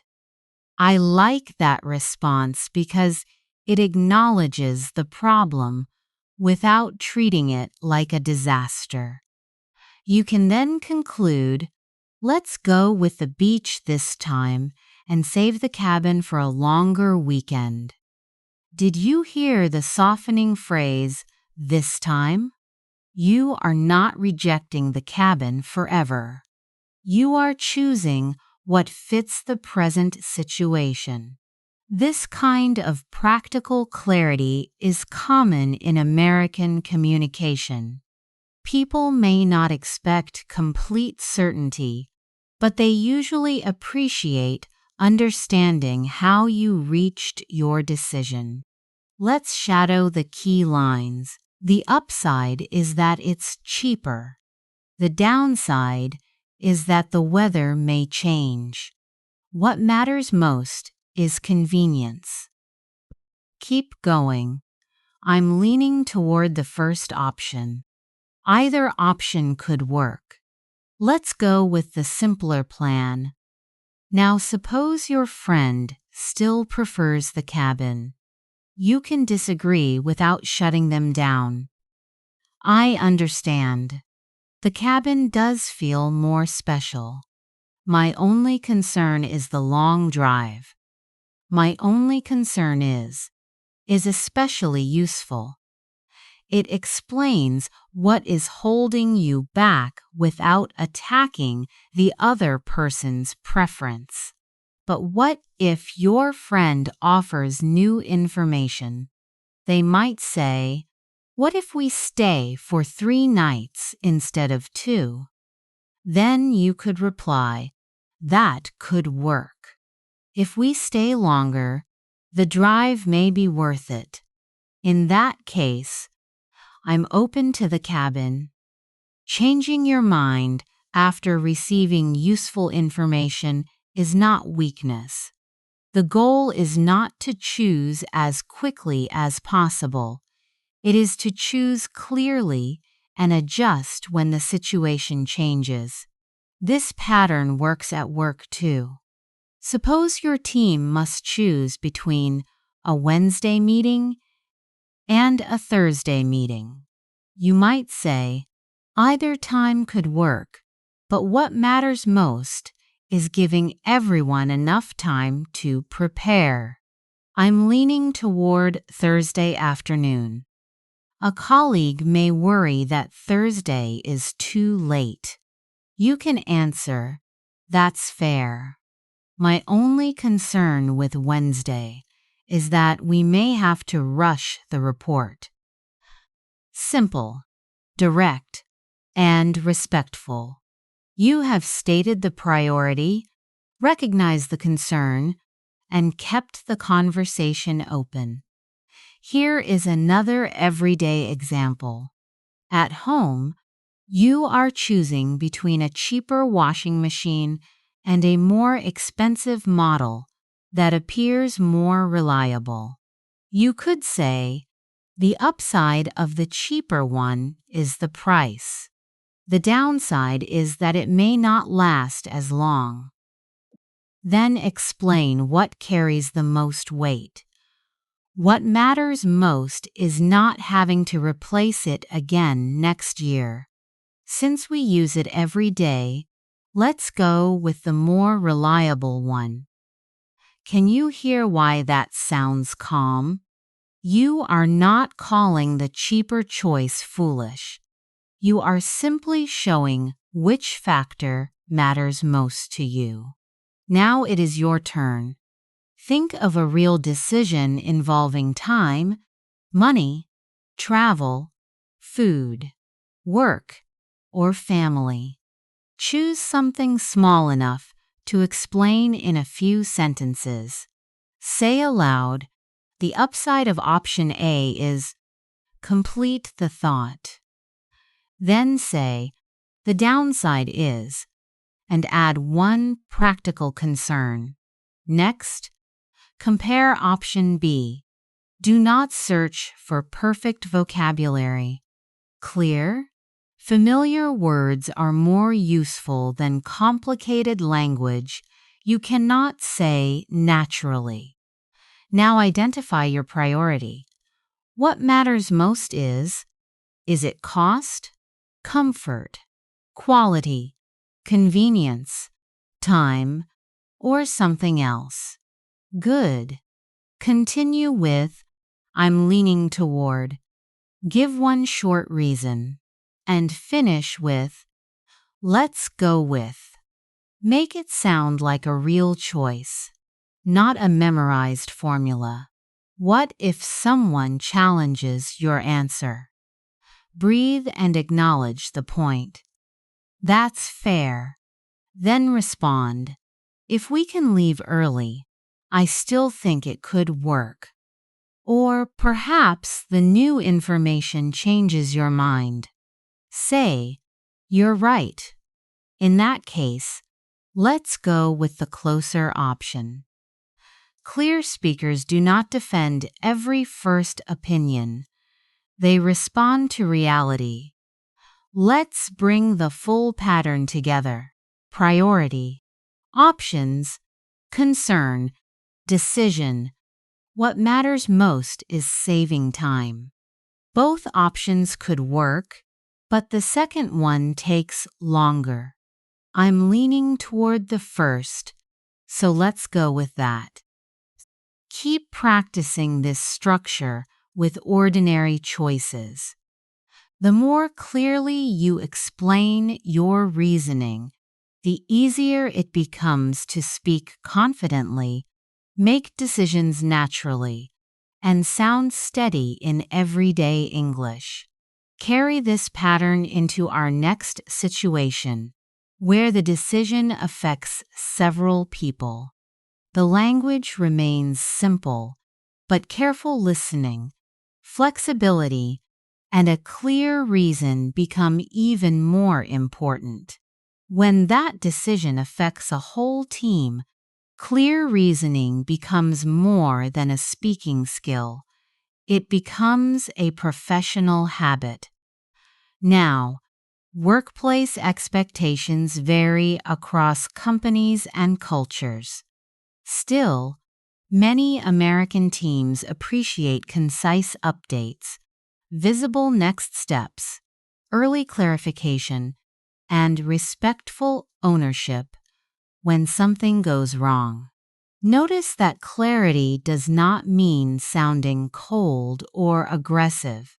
It means helping people understand the situation without making them search for the important point. Imagine your manager asks, "How is the project going?" You could share every detail, but a clearer opening is, "Here's where things stand." Then organize the update. So far, we've completed the research and the first draft. The main issue is that we're still waiting for the final numbers. The next step is to review the data on Thursday. Can you hear how calm that sounds? You are showing progress, naming the problem, and making the next action visible. Let's practice it slowly. Here's where things stand. Your turn. So far, we've completed the first draft. Say it with a steady voice. The main issue is that we're waiting for approval. Now add, the next step is to contact the client. Sometimes, however, the next step depends on someone else. That is when you can say, "What I need from you is feedback on the final section." Be specific, but remain respectful. "What I need from you is a decision by Wednesday" is easier to act on than "Please get back to me soon." But what if the instructions themselves are unclear? Many learners stay silent because they are afraid of looking unprepared. I understand that fear, but early clarification often prevents a much bigger mistake. Try, just to make sure I understand. You'd like the revised version by Friday. Is that right? You can also check the meaning by paraphrasing. Are you saying that we should remove the second section and expand the conclusion? Now answer this aloud. Your colleague says, "Let's make the presentation more practical." What question could you ask to clarify practical? You might say, "Just to make sure I understand, would you like more examples and fewer technical details?" Excellent. You did not pretend to understand, and you did not make the other person feel unclear. You turned a vague request into a useful next step. Now imagine the deadline is tomorrow, but you discover that one part needs more work. Hiding the delay may feel safer for a few hours. Yet it usually creates more pressure later. Respectful ownership sounds like this. I want to give you a quick update. The analysis is taking longer than expected, and I may need another day. Then show responsibility. I can finish the main section today, but I'll need until Thursday morning to check the numbers. If support would solve the problem, ask clearly, would it help if I sent you the completed pages now? Or say, could someone help me verify the final figures? And when a teammate needs support, you can respond, I can take care of that. Or, would it help if I handled the client email? Clear workplace English is not about sounding perfect. It is about making progress, problems, needs, and next steps easy for other people to see. Let's bring all of that into a short meeting where you need to listen, organize your thoughts, and respond without rushing. Imagine your team is preparing a product presentation for Friday. One teammate believes the slides are almost ready, while another is worried that the customer data has not been checked. Your manager asks, can someone tell me where things stand? You might say, here's where things stand. So far, we've completed the main slides and the product demo. The main issue is that we still need to verify the customer data. Notice the structure. Progress first, problem second. That helps people understand the situation without feeling overwhelmed. Now your manager says the presentation must be ready by Thursday afternoon. You are not certain whether that means the final version or only a draft. How would you clarify it? Take a moment and answer aloud. You could say, just to make sure I understand, do you need the final version by Thursday afternoon? Or, are you saying that we should send the draft before the meeting? Good. Clarifying a deadline is not a sign of weakness. It protects the team from making different assumptions. Then, a teammate explains that checking the data may take longer than planned. You realize the group needs either more time or more support. What could you propose? Try this. Would it help if I checked the first half of the data? If you are confident you can own the task, say, I can take care of the customer figures. But what if your own schedule is already full? This is where a professional boundary matters. You can be helpful without promising the impossible. I can review the figures this afternoon, but I won't be able to update the slides until tomorrow morning. That answer is honest, specific, and calm. You are not rejecting the work. You are showing what is realistically possible. Let's complete the meeting. The team agrees that you will review the figures, another teammate will revise the slides, and the manager will contact the client. Summarize that plan in one clear sentence. Speak before you hear my version. Here is one natural answer. So, I'll review the figures. Maya will revise the slides, and you'll contact the client. Now propose the next step. You might say, the next step is to share our updates by 10 tomorrow morning. Finally, confirm the deadline just to confirm. We'll send the final presentation by Thursday afternoon. Is that right? Beautifully done. You summarized the viewpoints, proposed an action, and confirmed who would do what. In many workplaces, that kind of clarity builds trust because people do not have to guess about responsibilities or timing. And remember, not every American team communicates in exactly the same way. Some are direct, some are more careful, and some expect more discussion before a decision. Still, concise updates, early clarification, visible next steps, and respectful ownership are useful habits in almost any professional setting. Those habits matter beyond the office, too, because everyday service conversations can become stressful when an order, reservation, or payment suddenly goes wrong.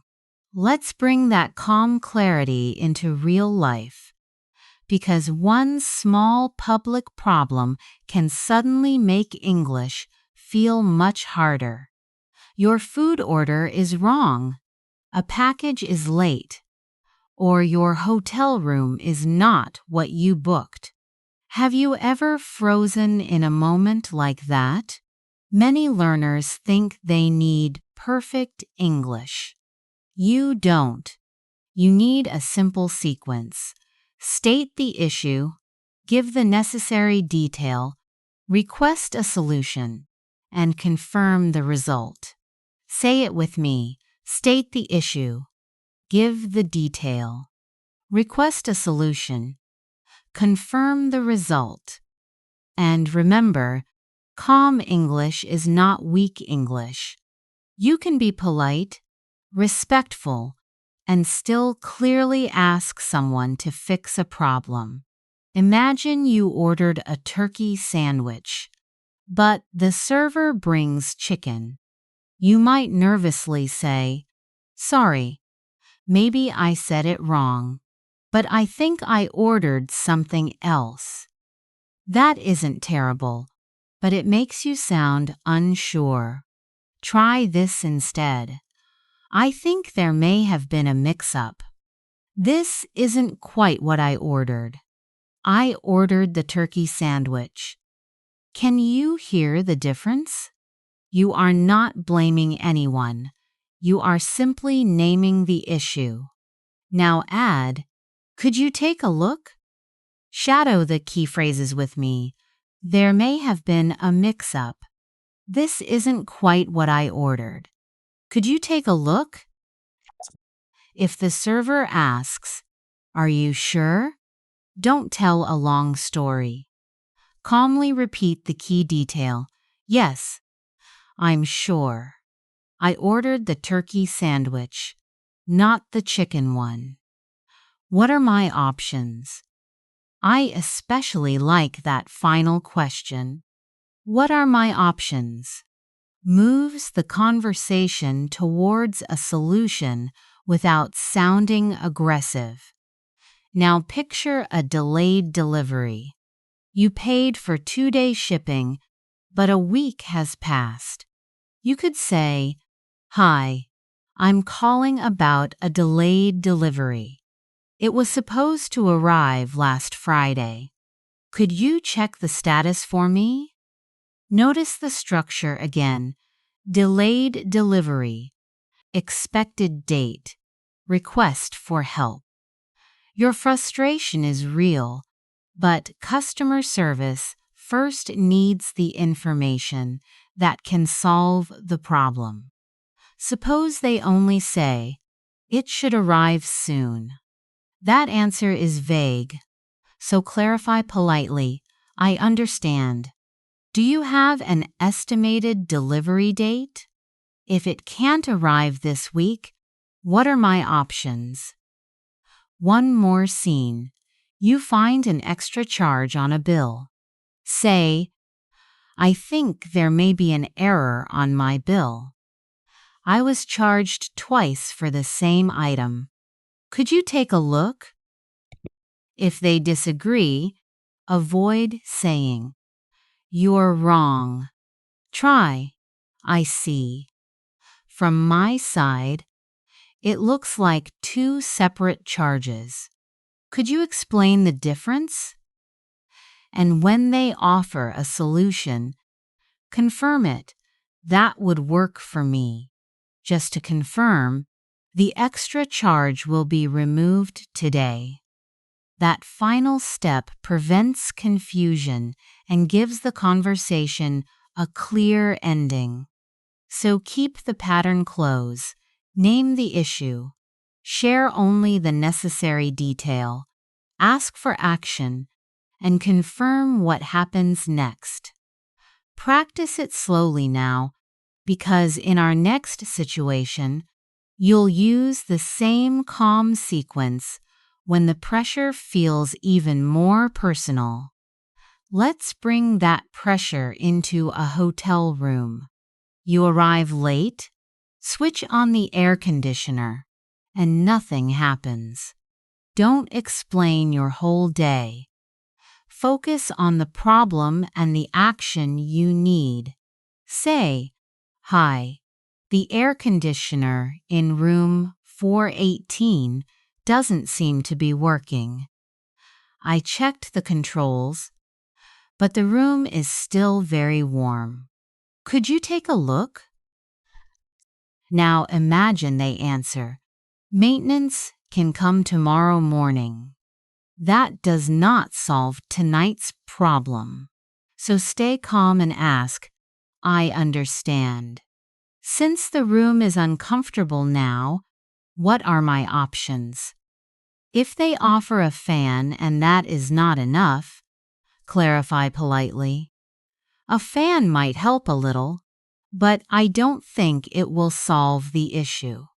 Would it be possible to move to another room? Then confirm the result. That would work for me. Just to confirm, I can move to room 512 tonight with no additional charge. Notice what you left out. No long story about travel, no complaint about being tired, no speech about how important tomorrow is.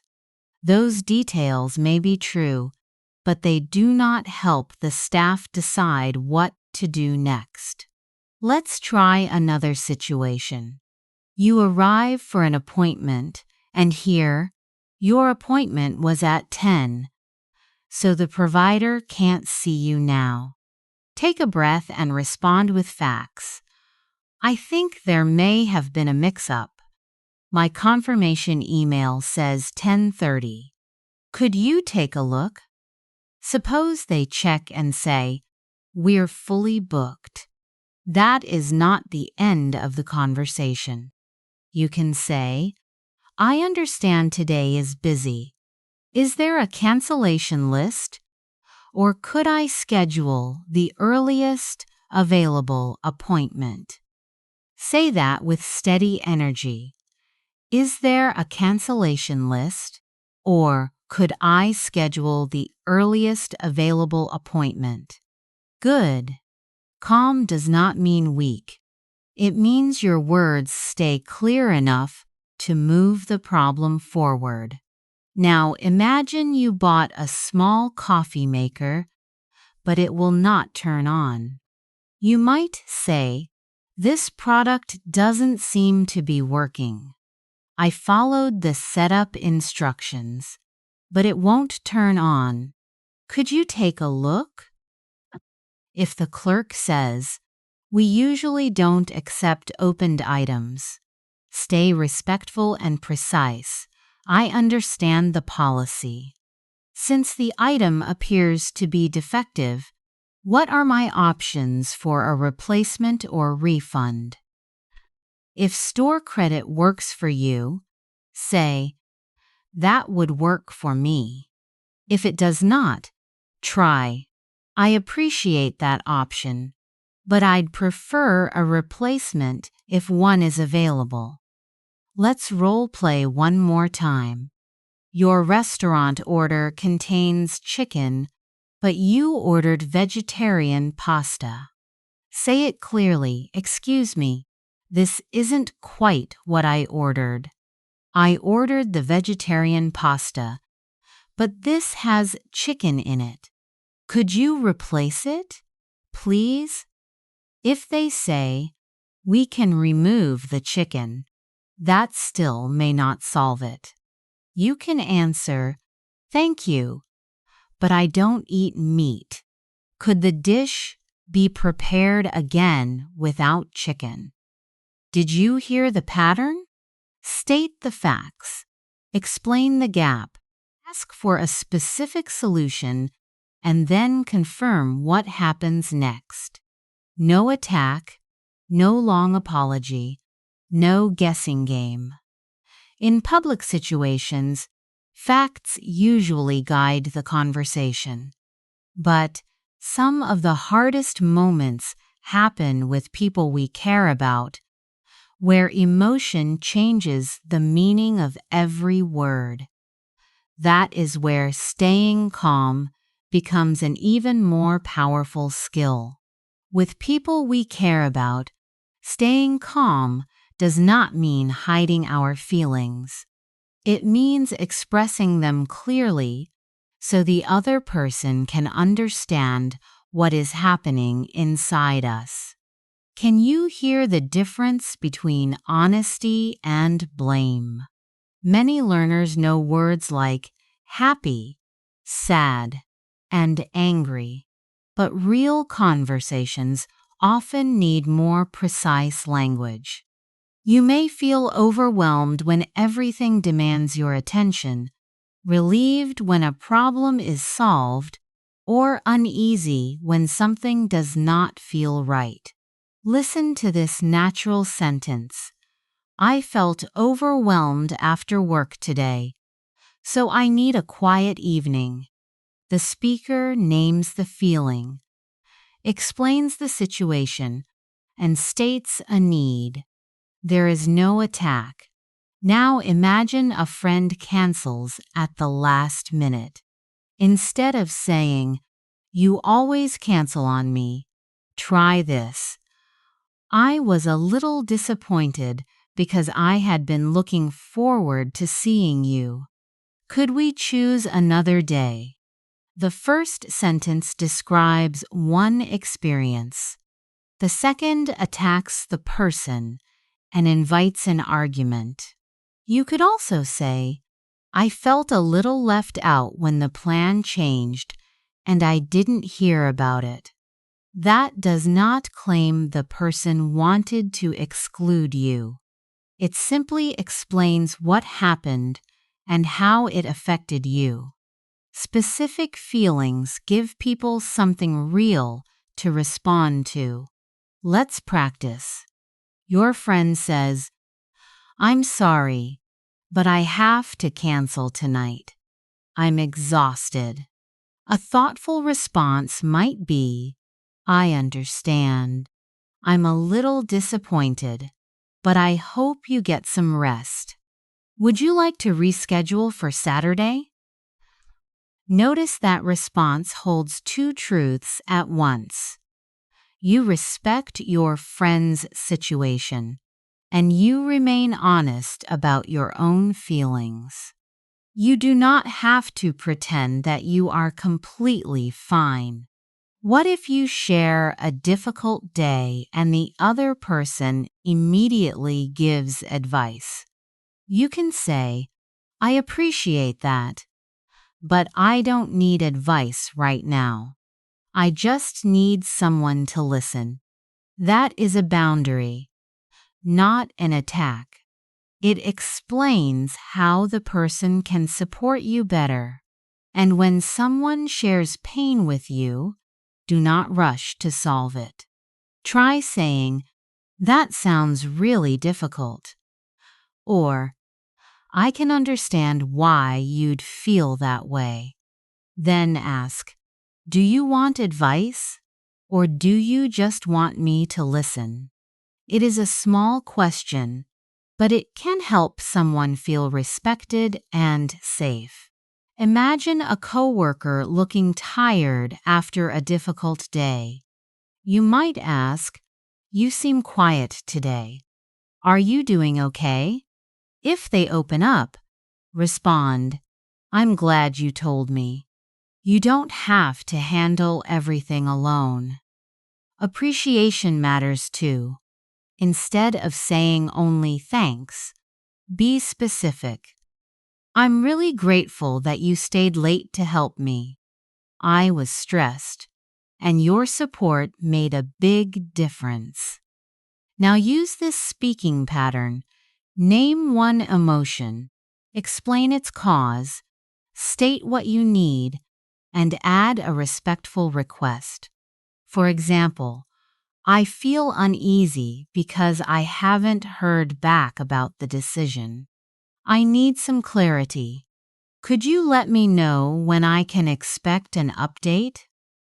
Your turn. Maybe you feel encouraged because someone believed in you, or relieved because a difficult conversation went well. Say the feeling, the reason, the need, and the request clearly. Emotional clarity helps people connect with you, and stories are one of the most natural ways to deepen that connection. Before we move into longer stories, let's practice emotional honesty through a few short moments from everyday life. First, imagine that you need to cancel dinner with a friend. Instead of sending, "Can't make it," try this: "I'm sorry, but I'm feeling overwhelmed today. I need a quiet evening to recover. Could we meet this weekend instead?" Notice the balance. You explain your feeling, protect your energy, and offer another plan. A boundary can be warm and respectful. Now imagine that your friend cancels on you at the last minute. You could say, "I understand that things happen, but I'm disappointed because I was looking forward to seeing you. Could you let me know earlier next time?" Listen again and shadow me.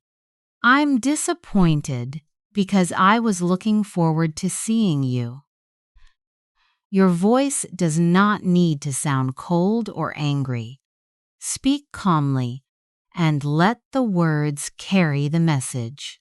Here is another situation. A group changes its plans, but nobody tells you. You might feel ignored or left out.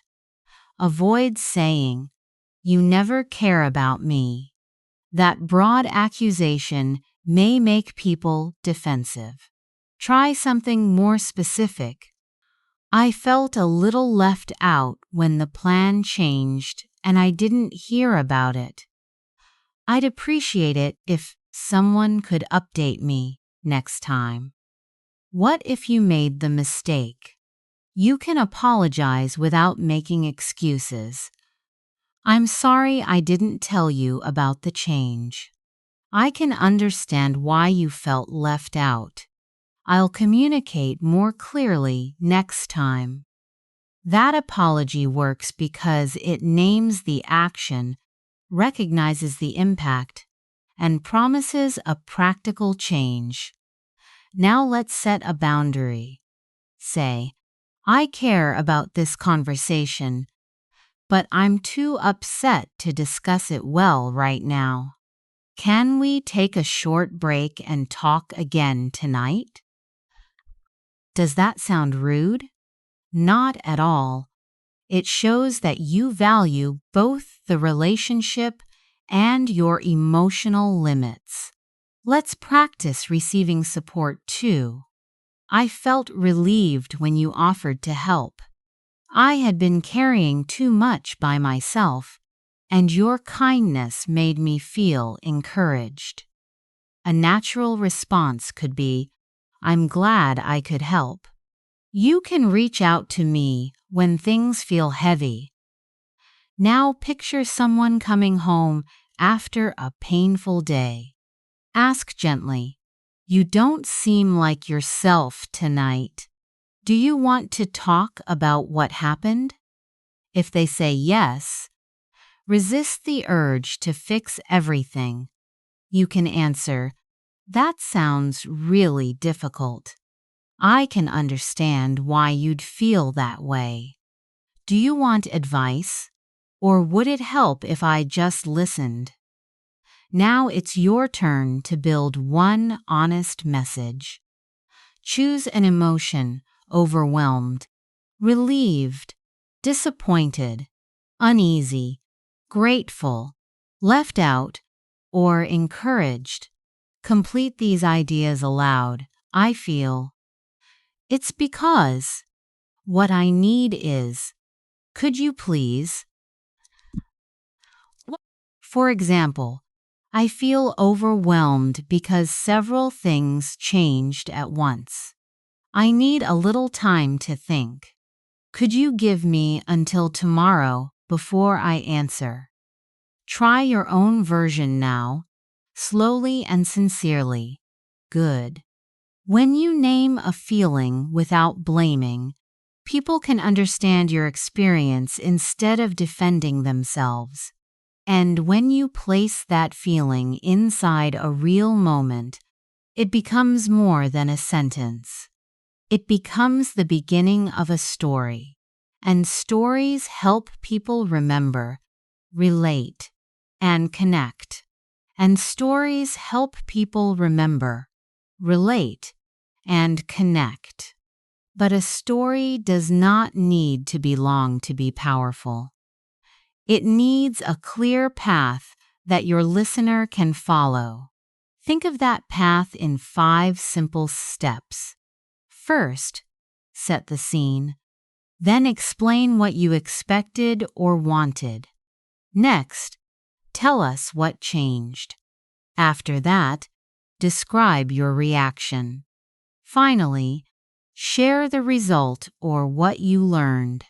Let's make it real. So, the other day, I had an appointment at a small clinic across town. I expected to arrive early, check in, and have a few quiet minutes before my appointment. At first, everything seemed fine. I followed the address on my phone, walked into a building, and told the receptionist, I'm here for my appointment. She looked at me and said, I'm sorry, but we don't have your name on the schedule. That was the moment everything changed. I checked the confirmation email again, and out of nowhere, I realized I was at the wrong location. There were 2 clinics with almost the same name, and I had chosen the one on the other side of the city. My first thought was, you have got to be kidding me.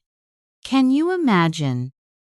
I had dressed carefully, left home early, and still ended up in the wrong place. The funny thing was, the receptionist did not laugh or make me feel foolish. She calmly showed me the correct address and helped me call the other clinic. In the end, I arrived 12 minutes late, but they still saw me. I learned to check the full address, not just the name of a place. Notice how much information that story includes and how much it leaves out. I did not describe the color of the walls, the weather, or every turn I took. Those details were not necessary. The useful details were the appointment, the expectation, the wrong location, the surprise, and the result. Good storytelling is not about adding everything. It is about choosing what helps the listener understand.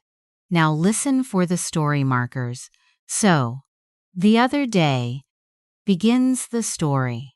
At first, shows the original situation. Out of nowhere, introduces the surprise. It turns out, can reveal new information, and in the end, brings us to the result. Try saying these markers with a little movement in your voice. So, the other day, at first, out of nowhere. It turns out, the funny thing was, in the end. Do not rush through the surprising moment. Pause before it. Say, everything seemed normal. But then, and let the listener wonder what happened next. You can also use a short thought in quotation marks, like, I thought, this can't be right. That small sentence makes the story feel personal and immediate. Now retell my story in your own words. Keep the same structure, but change one detail.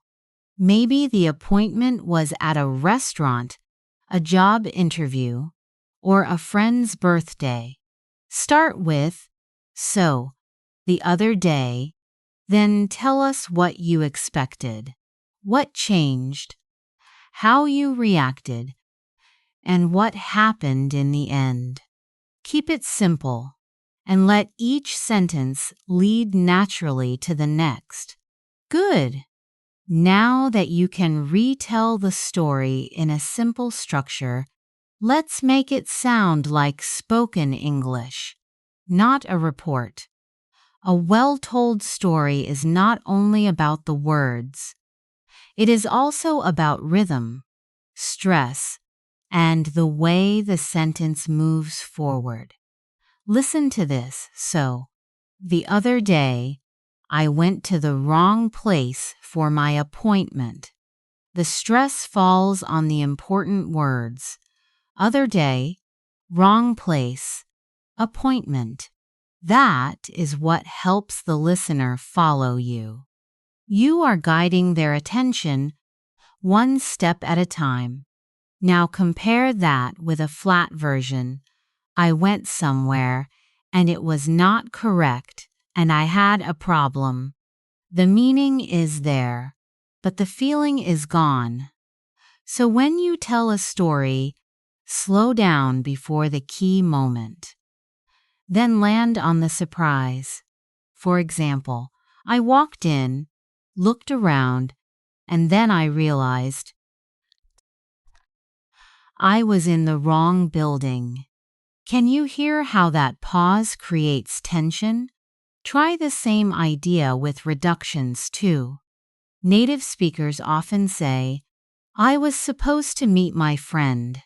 But in fast speech, it can sound lighter, smoother, almost like, I was supposed to meet my friend. That softness matters. It makes your English feel natural and easy to listen to. Let's build one short story together. So, the other day, I had an appointment at 3:00.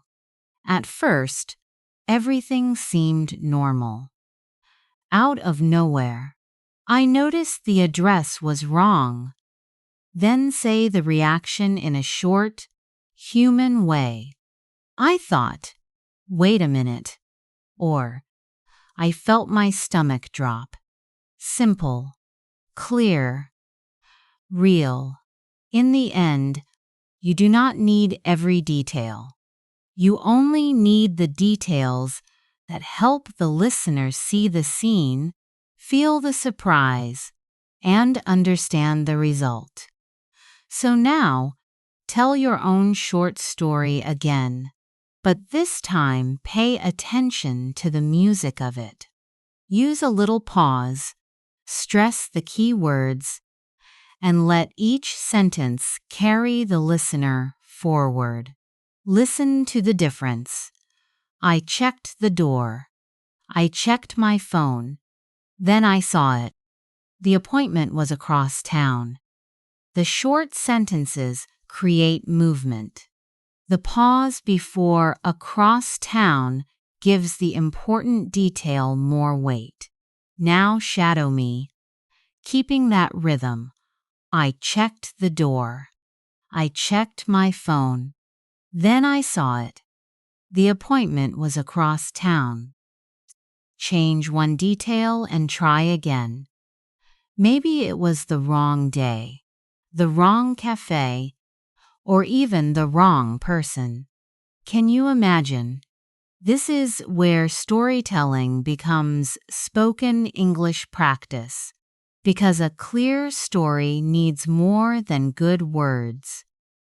It needs rhythm, stress, reductions, and the natural musical movement of English. And when you feel that rhythm, your next step is to train your ear for what happens between the stressed words. In natural American speech, some familiar words seem to disappear, but they are usually not gone. They become shorter, softer, and connected to the words around them. Listen to the clear version. What are you going to do? Now listen for the natural rhythm. What are you gonna do? The important words are what, gonna, and do. The small grammar words move quickly, so the sentence feels smooth instead of carefully separated. Do not force an accent. Muniba reminds you. Your goal is not to sound exaggerated. Your goal is to hear the movement and speak comfortably. Try this one. Did you get a chance to call her? In clear speech, every word is visible. In connected speech, you may hear, did you get a chance to call her? What should you listen for first? Chance, call, and her. Those stressed words carry the main picture. The shorter words fit between them. Here is another everyday sentence. I would have told you. In a natural conversation, it may sound like, I would have told you, or even, I would have told you. You do not need to copy every reduction immediately, but you do need to recognize it when someone says it. One more. Do you want to come with us? Listen for, do you want to come with us? The meaning is still clear when you catch want, come, and us. Now use the listening order that strong listeners use.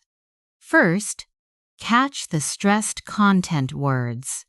Next, predict the small words between them.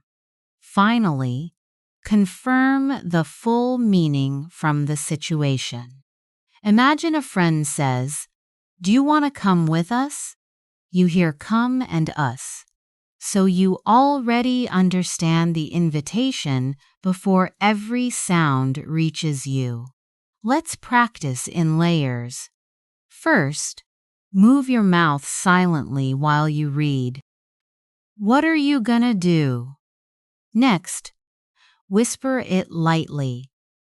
Keep the key words clear and let the smaller words flow. Now say it with your full voice. What are you gonna do? This time, wait one beat after me. Then shadow, did you get a chance to call her? Good. Now make it personal. Change the ending.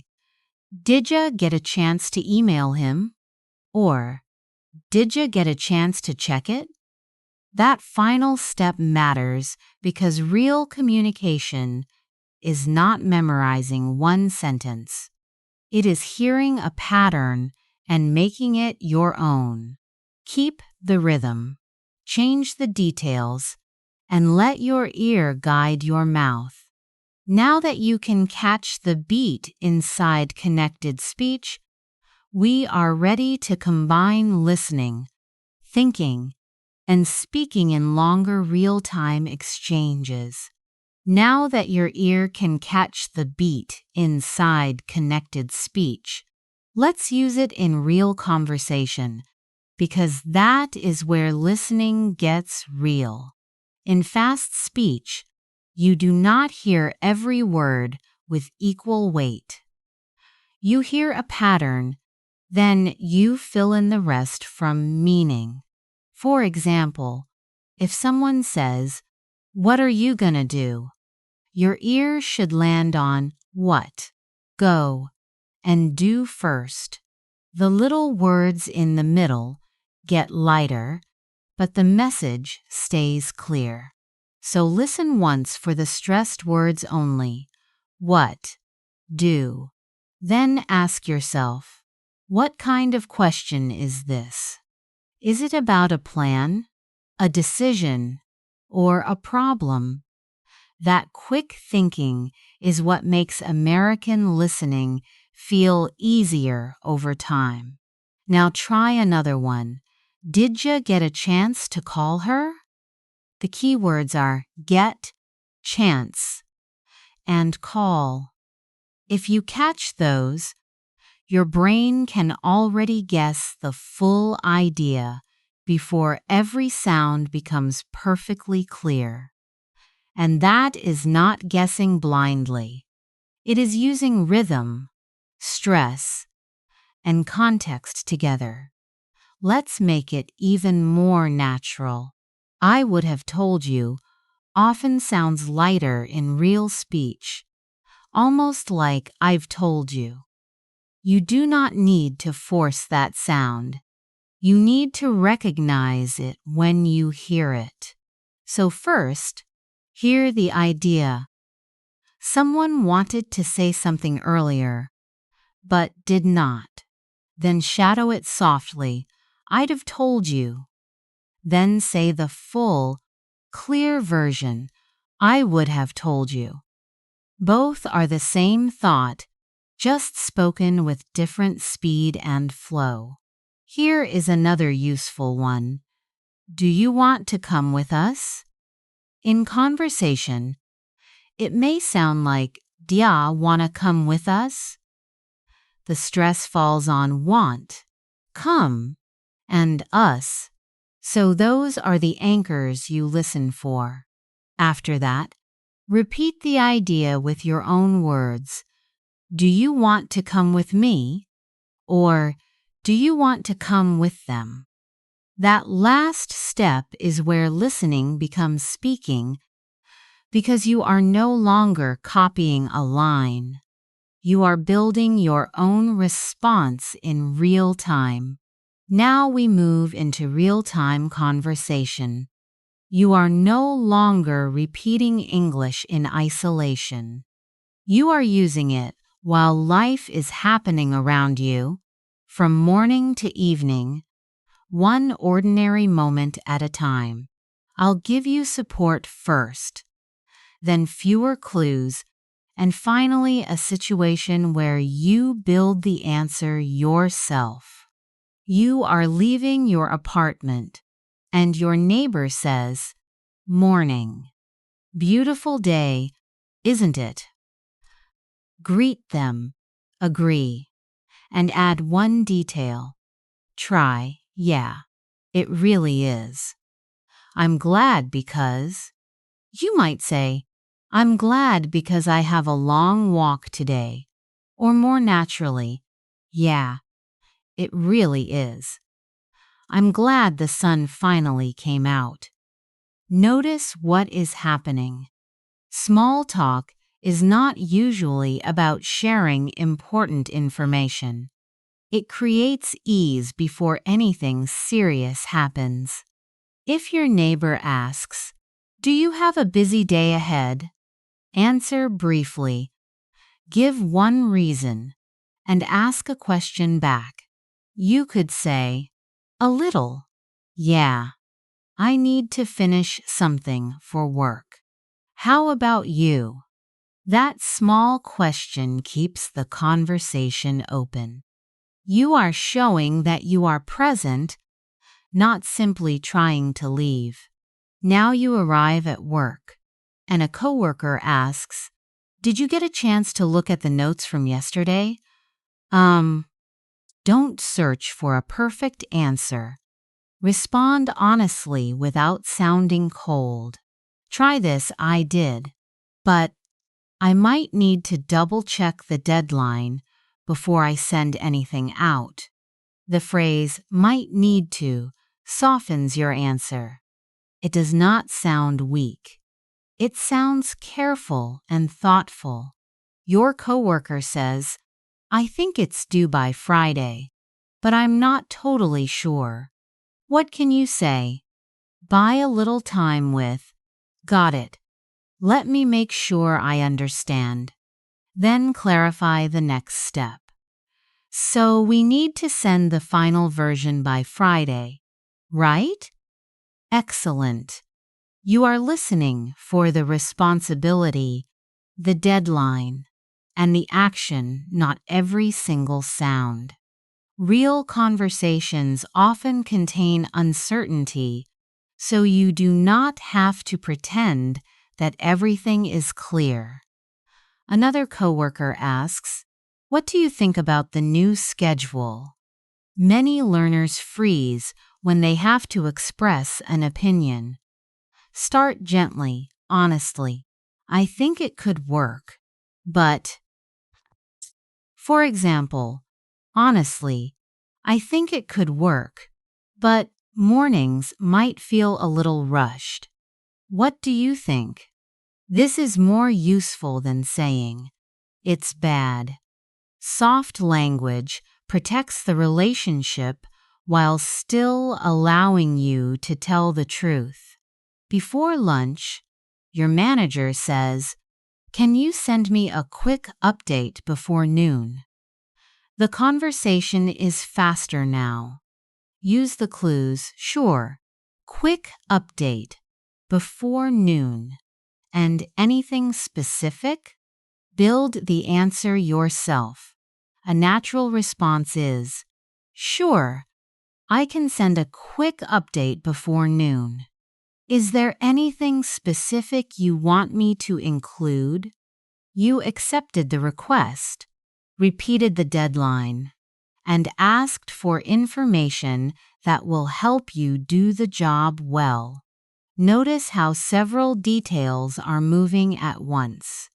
The earlier deadline is still uncertain, but this update must be ready before noon. That is what real conversation feels like. You have to hold the important points together. Take a breath and say it smoothly.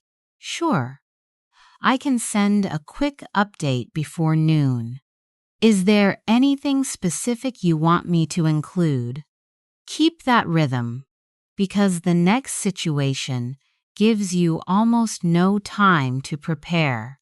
It's lunchtime, and when you open your order, your sandwich is missing. The cashier asks, "Is everything okay?" You have 3 seconds. Explain the problem politely and ask for a solution. Speak now. A natural answer is, "Actually, my sandwich is missing. Could you check the order for me?" Actually makes the correction softer, while "could you check" keeps the request clear without sounding demanding. The cashier says, "I'm sorry. We can make it again, but it'll take about 10 minutes. You are in a hurry. Do you have to accept immediately?" "No. Buy yourself a moment. Let me think for a second. Is there anything available right now?" That response is calm and practical. You are not rude. but you are also not accepting an option that does not fit your situation. You explain your need and keep the conversation moving. Now the work problem returns. Your manager asks, "Did you finish the update?" Most of it is ready, but one detail is still unclear. Do not hide that fact, and do not begin with a long excuse. Start with your progress. Say, "Most of it is ready, but I'm still confirming one detail. I should have it finished shortly. Would you like me to send the current version now?" This sounds responsible because you show progress. Name the limit and offer a useful next step. Can you hear the difference between "I'm not finished" and "most of it is ready"? Both can be honest, but the second gives the listener a clearer picture. It makes the situation feel more under control. After work, a colleague invites you out. You are tired and already have plans. Decline warmly without over-explaining. "Thanks for inviting me, but I'm going to pass tonight. I already have plans, but I'd love to join you another time." If your colleague says, "No problem, another time," then notice what happened. A clear answer protected the relationship. You made a reasonable choice, so you did not need to sound guilty. Later, a friend asks, "How was your day?" Don't just list every event. Connect them. "It was a little hectic. I had to clarify a work deadline, and then my lunch order was wrong. Still, I stayed calm, finished the update, and made a plan for tomorrow." That is natural storytelling. A little hectic sounds more balanced than terrible. Then moves the story forward and still shows a positive turn. Small connecting words help your listener follow both the events and your feelings. Now for the final challenge, without sentence frames. Your friend asks, "What did you learn from the day?" Take a breath, organize your thoughts, and speak for 20 seconds. Don't worry about being perfect. Here is a natural model. "I learned that I don't have to respond perfectly right away. I can ask for a moment, clarify what I need, and speak honestly without sounding harsh." That makes difficult conversations much easier. Shadow it with me. "I don't have to respond perfectly right away. I can ask for a moment, clarify what I need, and speak honestly without sounding harsh." Now say it again with connected speech. "I don't have to respond perfectly right away. I can ask for a moment, clarify what I need, and speak honestly without sounding harsh." Slow down slightly on "ask for a moment" and "speak honestly." Today you practiced more than sentences.